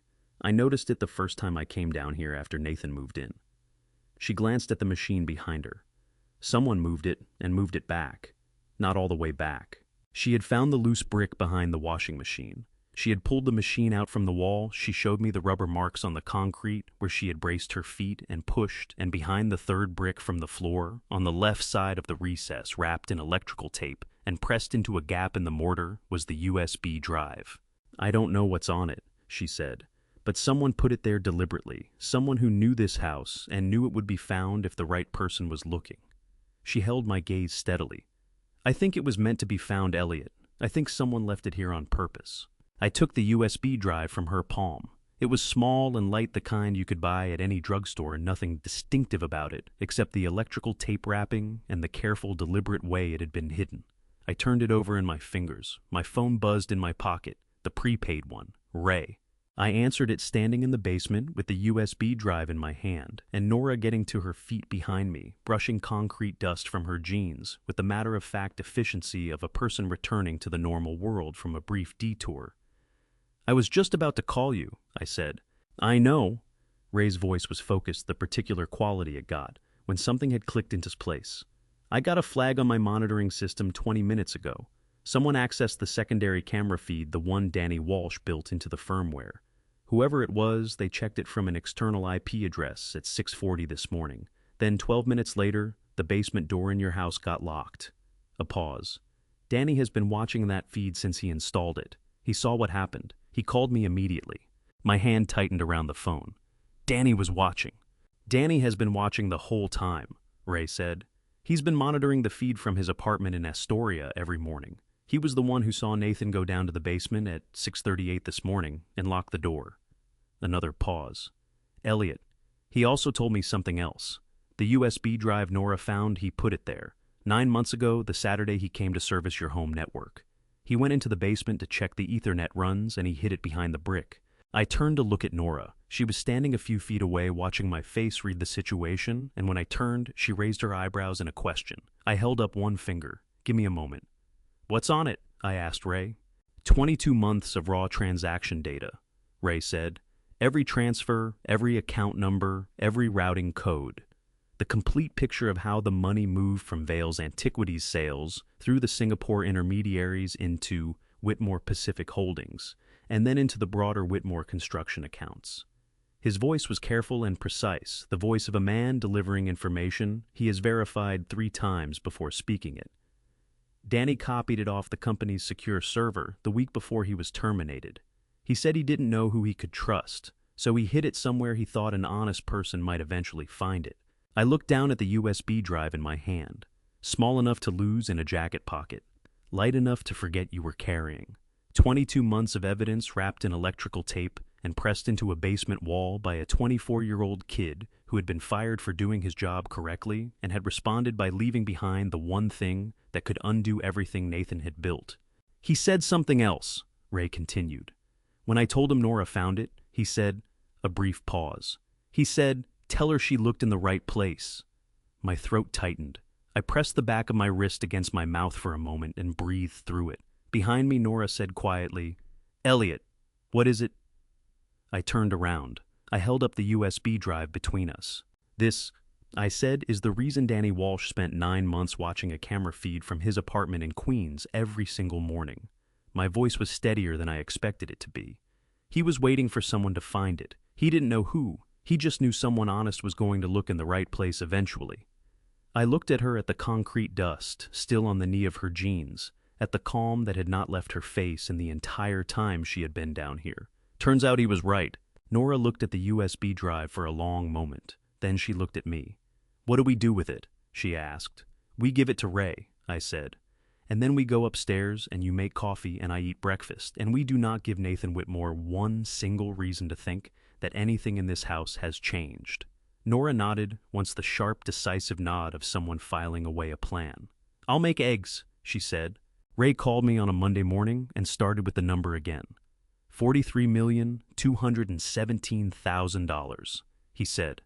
I wanted you to hear it twice. The first time you hear a number like that, your brain protects you from it. The second time it lands. He was right. It landed. I was sitting in the library with the door closed and both phones on the table in front of me, the regular one dark and silent, and the prepaid one pressed to my ear. Outside, I could hear the house going about its morning, Claire's heels on the kitchen floor, the distant percussion of Nathan's keyboard from the 3rd floor. Ordinary sounds from an ordinary Tuesday that was not ordinary at all. The USB is clean, Ray said. Everything Danny copied is intact. 22 months of transaction records fully traceable. We can map every dollar from Vail's antiquities sales through the Singapore shell companies into Whitmore Pacific Holdings, and from there into your company's accounts. A pause. It's enough, Elliot. It's more than enough. I pressed my thumb and forefinger against the bridge of my nose and breathed. What happens next? I met with the assistant U.S. attorney this morning, 7 a.m. before the building opened. Ray's voice was steady, methodical, the voice of a man checking items off a list he has been building for weeks. I presented the full package: the USB data, Maggie's documentation, the POA forgery, the operating agreement substitution, the insurance policy, the camera footage from the Henderson property. She reviewed it for 2 hours. A brief pause. The arrest warrant has been prepared. It's sitting in a judge's desk drawer in the Southern District, signed and sealed, waiting for the word. My chest tightened so sharply I had to set the phone down for a moment, press my palm flat against the library table, and remind myself how to breathe. The arrest warrant. My son's arrest warrant, signed and sealed, waiting in a judge's desk drawer 3 blocks from the building where Nathan went to college. I picked the phone back up. That depends on one more thing, Ray said. There's something in the USB data I need to walk you through, something about Claire. I went very still. During the investigation, we accessed encrypted communications between Vail and a third party using a recovered encryption key from the USB. Ray chose his words carefully, the precision of a man who understood that what he was about to say was going to hurt. The communications discussed the timeline for what Vail calls the completion phase. In several exchanges, Vail refers to Nathan's role in the past tense. He uses the phrase, the local asset, and discusses the fact that after December, quote, compensation arrangements for the local asset will no longer be necessary. The room was quiet around me. I heard Claire's heels cross the kitchen floor again, back the other way. He was going to cut Nathan loose, I said. More than that, Ray said. One of the exchanges discusses the need to, quote, manage exposure from the local asset after the transfer is complete, which in the language Vail's organization uses means, I understand what it means, I said quietly. Nathan had thought he was building an empire. He had thought Marcus Vail was his partner. He had thought that when December came and the operating agreement was signed, and the control of Whitmore Construction had transferred on paper, he would be on one side of a done deal with money and power and everything he had spent 2 years working toward. He had not known that he was the liability Vale intended to eliminate when the work was finished. Claire knew, Ray said. She was the one communicating directly with Vale in French. Nathan trusted her as the intermediary because her French is fluent and his isn't. Vale was more candid with her than he realized. She saw the communications about Nathan. She understood what they meant. A pause. She's been making her own arrangements, quietly. Her personal attorney made a call to the U.S. Attorney's Office 4 days ago, inquiring about the parameters of a cooperation agreement. No names given, but the description of the information available matched our case exactly. I sat back in my chair. Claire. The carefully arranged tea tray, and the warning delivered in a warm voice, and the smile that had always been exactly as wide as the situation required. She had been watching the same exit signs Nathan was too confident to see. She's going to give us Vale, Ray said. Full cooperation accounts, communications, the names of every collector who purchased from him in the past 5 years. In exchange for immunity on the domestic charges, he paused. It's a good trade from the government's perspective. Vale is the bigger fish. I thought about Nathan. I thought about him upstairs right now, typing, planning, believing that he was days away from everything he wanted. He had no idea that the person sitting across from him at dinner every night already had 1 foot out the door. 72 hours, Ray said. That's how long before Nathan knows the warrant exists. I need you to hold for 72 hours, Elliot. Can you do that? I looked at the library door. Behind it, the house moved through its morning. Coffee and keyboards, and the sound of a family that had never been what it appeared. Yes, I said. I hung up. I sat for a long moment, turning the prepaid phone over in my hands. Then I got up, opened the library door, and walked to the kitchen. Claire was at the counter scrolling through her phone with one hand and holding a coffee cup with the other. She looked up when I came in and smiled that wide, warm, practiced smile. "Morning, Elliot," she said. "Coffee's fresh." "Thank you, Claire," I said. I poured myself a cup. I stood at the window and drank it and looked out at the November yard, the bare oak tree, the gray Connecticut sky pressing down low over everything. 72 hours. I drove to St. Michael's alone. I did not tell Nora where I was going. I did not tell Ray. I left the house at 8:47 in the evening, when Nathan was upstairs and Claire was in the sitting room with a book she was not reading, and I put on my coat and walked out to the car, the way a man walks when he has somewhere to be and does not intend to explain himself. I drove the 3 miles to Greenwich Avenue with the radio off and the heater on, and the November dark pressed against the windows the whole way. St. Michael's was a white clapboard church built in 1887, sitting behind an iron fence on a lot that the town had been trying to claim for a parking structure since the 1990s without success. Barbara had loved it specifically because it looked like a church that had decided long ago what it was and had not seen any reason to reconsider. We had sat in the third pew from the left every Sunday for 20 years. I knew the smell of the place, the way I knew the smell of my own house, old wood and candle wax, and the particular dry warmth of a building that has been heated by the same boiler for 40 winters. Father Thomas Brennan was turning off the lights in the nave when I came in through the side door. He was 68 years old, a big man gone slightly soft around the middle, in the way of men who sit in a lot of chairs and eat parish dinners with white hair and the kind of steady brown eyes that had been listening to people's worst moments for 4 decades and had not been broken by any of them. When he heard the door, he turned, and when he saw me, he did not say anything for a moment, just looked at me the way you look at someone you know well enough to read from 20 feet away. What he read in my face made him set down his candle snuffer and walk toward me. "Elliot," he said, "come sit down." We sat in the third pew from the left, Barbara's pew. I had not sat in it since her funeral, when I had stared at the order of service card in my hands for the entire hour, because I could not look at the front of the church and maintain any kind of functional composure. Tonight I sat in it and looked at the altar, at the candles still burning at the side chapel, at the stained glass gone dark without the daylight behind it. And I felt the accumulated weight of the past 6 weeks settle around me like something I had been carrying so long I had forgotten it wasn't part of my body. "Tell me," Father Brennan said. So I told him. I had told the story before, to Nora, to Ray, to Harold, in pieces and in different registers, tactical and emotional and legal. But I had not told it all at once from the beginning, out loud, in a single unbroken telling. I had not heard my own voice say the whole of it in sequence, from the phone call on the October morning to the arrest warrant sitting in a judge's desk drawer across the city. It took 40 minutes. Father Brennan listened without moving, without the small performative nods and sympathetic sounds that people produce to let you know they're paying attention. He just sat and listened, and when I finished, the church was very quiet, the candles at the side altar doing their slow work in the dark. Then he stood up.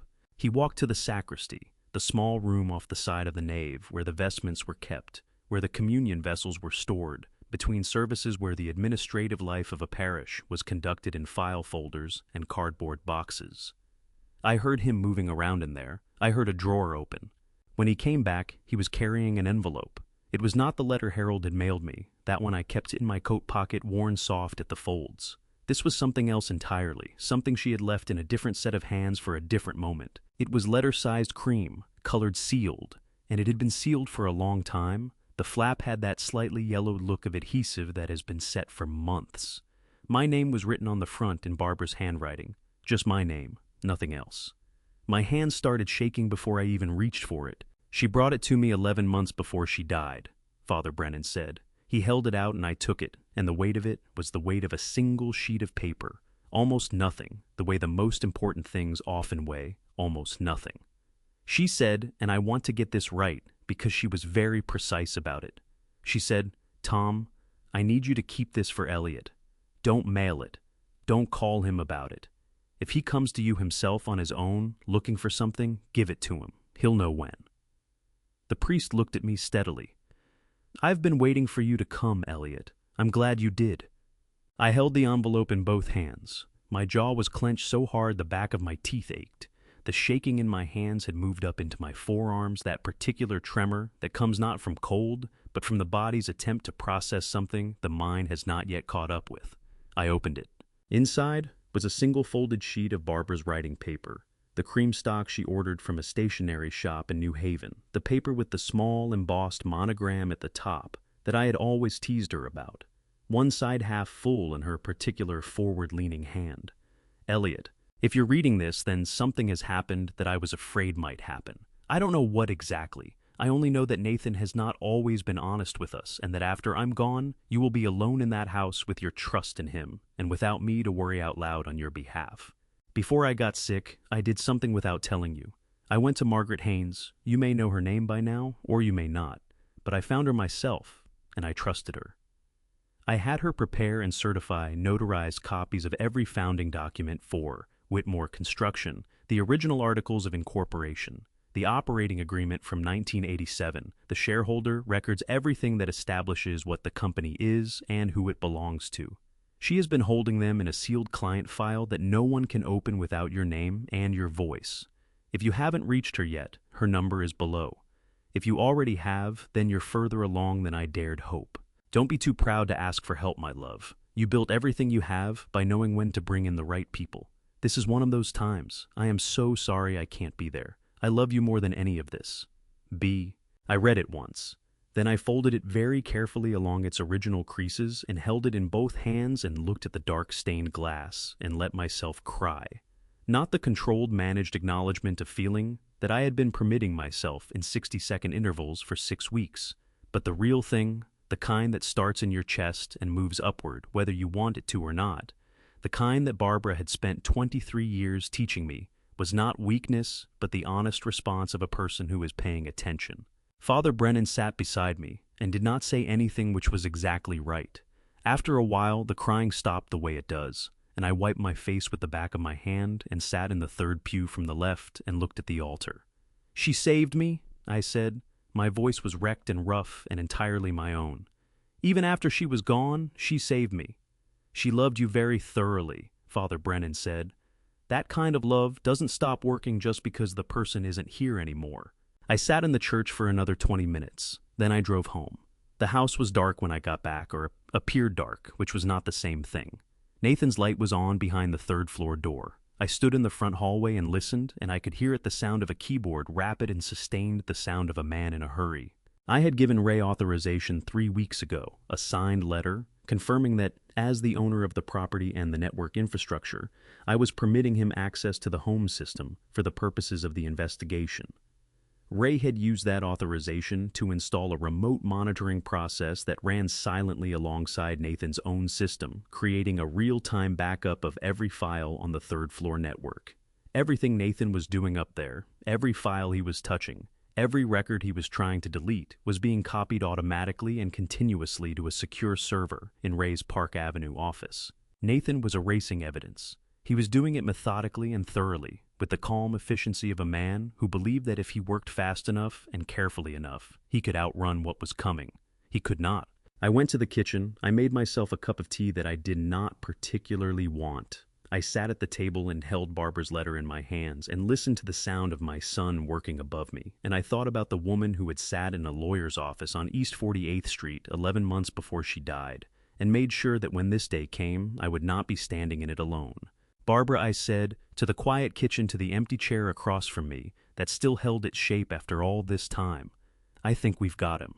The 72 hours Ray had asked for collapsed in a single night. At 4:30 in the morning, while Nathan was still upstairs, trying to erase things that were already saved somewhere else, Claire Whitmore made a phone call. She did not call Nathan. I know the exact time because Ray told me afterward, and Ray knew. Because the phone she used, her personal cell, not a burner, not a secondary line, had been flagged on the monitoring system he had set up weeks earlier. 4:32 a.m. Duration 11 minutes.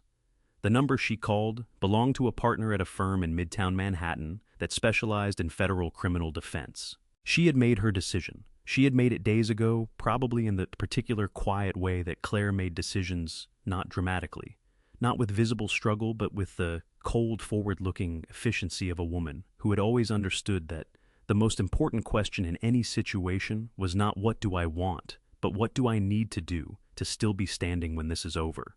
What she needed was immunity. What she had to trade for it was Marcus Vail. Her attorney called the duty attorney at the U.S. Attorney's Office at 5:15 a.m. By 6 o'clock, the terms had been agreed in principle. By 6:20, Claire Whitmore had signed a cooperation agreement that would make her a witness for the federal government in exchange for immunity from prosecution on all domestic charges. By 6:33, black SUVs pulled into my driveway. I was already awake. I had not slept. I had sat at the kitchen table through the remainder of the night, Barbara's letter in my coat pocket, the prepaid phone on the table in front of me, listening to the house move around me in the dark. At some point after 3 a.m., the sound of Nathan's keyboard had stopped, and the silence from the third floor had been in some ways louder than the noise. When the headlights swept across the kitchen window, I stood up. My knees ached from the cold and the hours in the chair, and I pressed both hands flat on the table for a moment before I straightened. Then I walked to the front door and opened it before anyone knocked. There were 6 of them, 3 agents in dark jackets with FBI and yellow letters across the back, 2 men in suits who carried themselves like IRS criminal investigation. I had dealt with enough federal agencies over 40 years to know the particular bearing of men who spent their careers following money, and 1 woman in a gray coat who introduced herself as a special agent with Homeland Security Investigations Art Crime Division. Mr. Whitmore, the lead FBI agent said. He was younger than I expected, mid-30s, with the careful professional courtesy of someone who understood that the person opening the door was a victim, not a target. We have a warrant for the arrest of Nathan Whitmore. Is he in the residence? 3rd floor, I said. End of the hall. They moved past me into the house, and I stepped back and let them and I stood in the front hallway of the home I had built and watched federal agents climb my staircase on a Thursday morning in December. And I felt nothing clean, nothing simple. What I felt was the particular grief of a thing being finished that should never have needed finishing.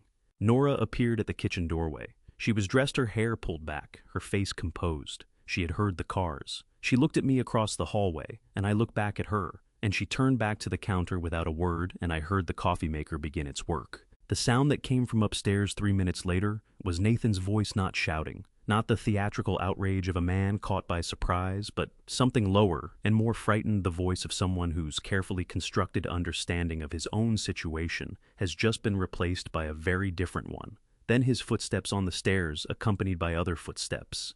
And then Nathan appeared at the bottom of the staircase. His wrists were in front of him. The agent behind him was speaking the Miranda warning, delivered in the steady, practiced cadence of a man who has said these words many times before. You have the right to remain silent. Anything you say can and will be used against you in a court of law. Nathan's face. I want to tell you what I saw in my son's face in that moment, because I have thought about it many times since and I think it matters. What I saw was not anger. It was not defiance. What I saw for just a moment before he arranged his expression into something more controlled was a terrible naked surprise. The surprise of a man who has been running a very sophisticated calculation for 2 years and has just discovered that he was working with incomplete information from the beginning. He had not known about Danny Walsh. He had not known about Barbara's attorney. He had not known that Ray Castillo had been building a parallel case from the first week of November. He had not known that the woman he had trusted to speak French on his behalf had been quietly negotiating her own exit for days. He had known a great deal. He had simply not known enough. Maggie Cole was standing in the front hallway when they brought Nathan through. She had arrived at 6:15, called by Ray the night before, asked to be present as a witness for the government's records. She was wearing her work clothes, dark blazer, dark slacks, the clothes of a woman who had come to do a professional thing, and she was holding a leather portfolio against her chest with both arms, the way you hold something you have carried a long way and intend to deliver. When Nathan walked past her, she did not look away. She held his gaze for the full length of the hallway, steady and unflinching, the look of a woman who had driven to work with a bruise on her arm for 3 weeks and had kept coming back. Claire was standing in the sitting room doorway. She had dressed carefully, dark slacks, a cream blouse, the composed presentation of a woman who had known this morning was coming and had prepared for it. When the agents brought Nathan through the hallway, she was perhaps 8 feet away. He turned his head and looked at her. "Claire!" His voice cracked on the second syllable. It was the first time in 6 weeks I had heard something genuinely unguarded from my son, something that had not been calculated before it was spoken. He looked at his wife across 8 feet of hallway with the expression of a man who has just understood something too late. "Claire, tell them." She turned her head. She looked at the wall beside the front door, the spot where Barbara's landscape painting had hung for 15 years before I moved it to the bedroom. She looked at it with the concentrated attention of someone studying something very important. Nathan was still talking when they walked him through the front door. He stopped just outside the threshold. He turned and looked back down the hallway across the distance between us, and his eyes found mine. "You did this," he said. I looked at my son. I looked at him for a long time, long enough to see the boy and the man and the terrible distance between what he had been and what he had chosen to become. My chest ached with it, a deep structural ache, the kind that does not go away quickly. "No," I said. "You did." The November morning was cold and gray, and still the kind of Connecticut morning that feels like the world is holding its breath. The SUV doors closed, the engines started, the black vehicles moved down the driveway in sequence and turned onto Post Road and were gone. I stood on my front porch and watched them go. Ray Castillo was standing at the foot of the porch steps. He had arrived with the agents and stood to one side, throughout the way a man stands when he is present for something he helped build, but does not need to claim. When the last SUV turned the corner, he looked up at me. He did not say anything. He just nodded once, a small contained acknowledgement. One builder to another of something constructed and completed. I nodded back. Then I went inside. The house was very quiet. I walked to the kitchen doorway and stood there, and Nora was at the counter with her back to me, pouring coffee into 2 mugs, and the ordinary domestic sound of it, the liquid sound, the small clink of the mug being set down, was one of the most human things I had heard in weeks. She turned and held out the second mug. I walked across the kitchen and took it. My hands were steady. After they were gone, the house was so quiet I could hear the refrigerator humming in the kitchen. I had not noticed that sound in years. I stood in the front hallway for a moment, looking at the empty space where 6 federal agents and my son had been standing 4 minutes ago. The carpet had impressions in it from their shoes. The morning light was coming in through the side light windows beside the door, falling across the floor in long, pale rectangles, the ordinary light of an ordinary November morning that was not ordinary at all. I made 3 phone calls. The first was to Margaret Haynes. She answered on the second ring, already at her desk, already expecting me. I told her it was done. She told me the certified documents were ready and would be filed with the appropriate state and county offices before the end of the business day, restoring full legal control of Whitmore Construction to its rightful owner of record. Her voice was warm and professional, and exactly what I needed, which was someone who knew what to do next so that I didn't have to figure it out alone. Barbara chose well, I told her before I hung up. A pause. She was a very thorough woman, Margaret Haynes said. It was an honor to work for her. The second call was to Harold. His phone rang once. "Is it done?" he said without preamble. "It's done." I heard him exhale a long, slow breath, the sound of a man setting down something he had been holding for 2 years. He didn't say anything for a moment, and I didn't either, and the silence between us was the comfortable kind, the kind that two people share when words would only get in the way. "Come for Christmas," Harold said finally. "Both of you, you and Nora. I've got a house full of rooms and not enough people in them." My throat tightened. "We'll see," I said. "That means yes," Harold said. "I'll tell Eleanor to make the guest rooms up." The third call was to Maggie. She answered from her car. I could hear the engine, the sound of the Merritt Parkway in the background, the particular road noise of a woman driving back to Manhattan after a morning she had waited 3 weeks for. "Maggie," I said. "Elliot." Her voice was steady the way it always was, but underneath the steadiness was something I hadn't heard from her before, a looseness, a relief, the sound of a person whose vigilance has finally been permitted to lower. "Thank you," I said, "for not going anywhere." She didn't answer immediately. When she did, her voice had thinned slightly at the edges, the way voices do when a person is holding something together by a narrow margin. 30 years is a long time to work somewhere," she said. "You don't just walk away from 30 years. "No," I said, "you don't." After I hung up, I went to the library. I sat in my chair, the one by the window, the one I had been sitting in when Nathan came in with the photographs 3 weeks ago, and I looked at the bookshelves. On the 4th shelf from the top, wedged between a structural engineering manual and a collection of Wallace Stevens poems that Barbara had given me one anniversary, because she said every engineer needed at least one poet on their shelf, there was a gap where a book had been removed and not replaced. Nathan used to take books from that shelf when he was a boy. He would climb up onto the footstool and reach for whatever caught his eye, and carry it to the window seat and sit there for hours, and I would find him there when I came home from work, still reading, his legs dangling, because the seat was too high for his feet to reach the floor. He had been 8 years old the first time he asked me why buildings don't fall down. I had told him about foundations, about the work that happens below the surface, invisible and unglamorous, the work that no one ever sees, but that everything else depends on. I had told him that the most important part of any structure is the part you can never photograph or point to or show to anyone, the part that holds. Somewhere between that boy and this morning, I had lost my son. I did not know exactly when it had happened. I suspected he didn't either. That was something he was going to have a long time to think about. I sat in the library until the light changed, until the morning moved past 9 o'clock and the sun came around to the south-facing windows, and the room went from gray to gold. Then I got up, put my coat on the hook, and went to find Nora. I had been in that room 3 times. The first time I hadn't known what I was looking at. The second time, I had known everything and said nothing. The third time, I went to say goodbye. The third-floor hallway was quiet in a way it had not been quiet since Nathan arrived. A clean quiet, not the held-breath quiet of a house keeping secrets, but the quiet of a space that has been returned to itself. The padlock was gone. The agents had taken it as evidence along with most of what was inside.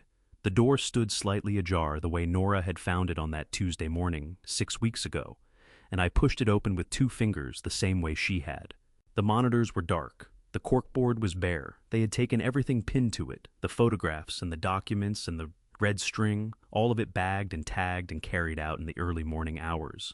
What remained was a room, just a room with white walls and north-facing windows, and the faint smell of electronics, and the particular emptiness of a space that has been stripped of its purpose. But the corkboard was still there, and in the center of it, left behind because it was attached directly to the board itself, was the index card. Final phase transfer of control. I stood in front of it for a long moment. I read it one more time, those 4 words in my son's handwriting, and I thought about all the things they had meant and all the things they had failed to account for. I thought about Danny Walsh, sitting in his apartment in Astoria every morning, watching a camera feed, waiting for someone honest to look in the right place. I thought about Maggie Cole driving to work with a bruise on her arm. I thought about Harold holding back a phone call for 2 years, and Father Brennan holding an envelope for 11 months, and Barbara sitting in a lawyer's office on East 48th Street, making sure that when this day came, I would not be standing in it alone. I unpinned the index card. I folded it once. I put it in my coat pocket next to Barbara's letter, where it would stay until I decided what to do with it. Then I lifted the corkboard off the wall and carried it out. Nora was standing in the hallway. She was holding 2 mugs of coffee. She held one out and I took it, and the warmth moved through my hands and into my chest, which needed the warmth. "You okay?" she asked. "No," I said, "but I will be." She nodded the small, decisive nod of someone who accepts an honest answer without requiring it to be more than it is. "What are you going to do with the room?" she asked. I looked back at the open doorway, the white walls, the north light coming in flat and clean. "Paint it," I said. "Put bookshelves in." Barbara always said the third floor had good light for reading. Something shifted in Nora's expression, not quite a smile, but the territory adjacent to one. "I want you to stay," I told her. "I'll put it in writing." "I'll stay," she said, "but the raise goes in writing too." I laughed, rough and genuine, the laugh of a man who had forgotten what it felt like to have something loosen in his chest that wasn't grief. I carried the corkboard downstairs and set it outside the back door with the recycling. It looked small out there in the gray December light, this thing that had loomed so large for so long. Then I went inside. I walked to the kitchen. I sat at the table, the same chair, the same window, looking out at the oak tree Barbara had planted the year Nathan was born, bare now black branches against a sky that couldn't decide between clouds and clearing. I poured myself a cup of coffee. I wrapped both hands around the mug and felt the warmth of it steady and real. I thought about foundations, about the work no one sees, about all the people who had held things up in the dark without being asked. I drank my coffee. I began the day. I have told you this family story because I believe it needed to be told, not for sympathy, but because family betrayal does not arrive with a warning. It arrives wearing a familiar face, saying exactly what you need to hear at the moment you are most willing to believe it. I was willing. I wanted so badly for my son to come home that I opened the door without looking at what walked through it. Don't be like me. Don't let loneliness make you careless with your trust. I believe God placed the right people in my path when I needed them. Most a young woman who told the truth, a brother who found his courage in time, a wife who kept protecting me even after she was gone. I did not deserve all of that, but I am grateful for every piece of it. My personal opinion, a man who builds his life on taking from the people who love him builds on sand, and sand does not hold. This family story is about more than one house, one locked door, one broken son. This is a family betrayal that happens in silence, in trust, in love, and survives, because somewhere always someone chooses honesty over comfort. If this story stayed with you, drop a comment, share it with someone who needs it, and subscribe so you never miss what comes next. Thank you so much for staying until the very end. Some stories on this channel include fictional elements created purely for meaningful storytelling. If this content is not your preference, we completely respect that. Please feel free to explore whatever speaks to you.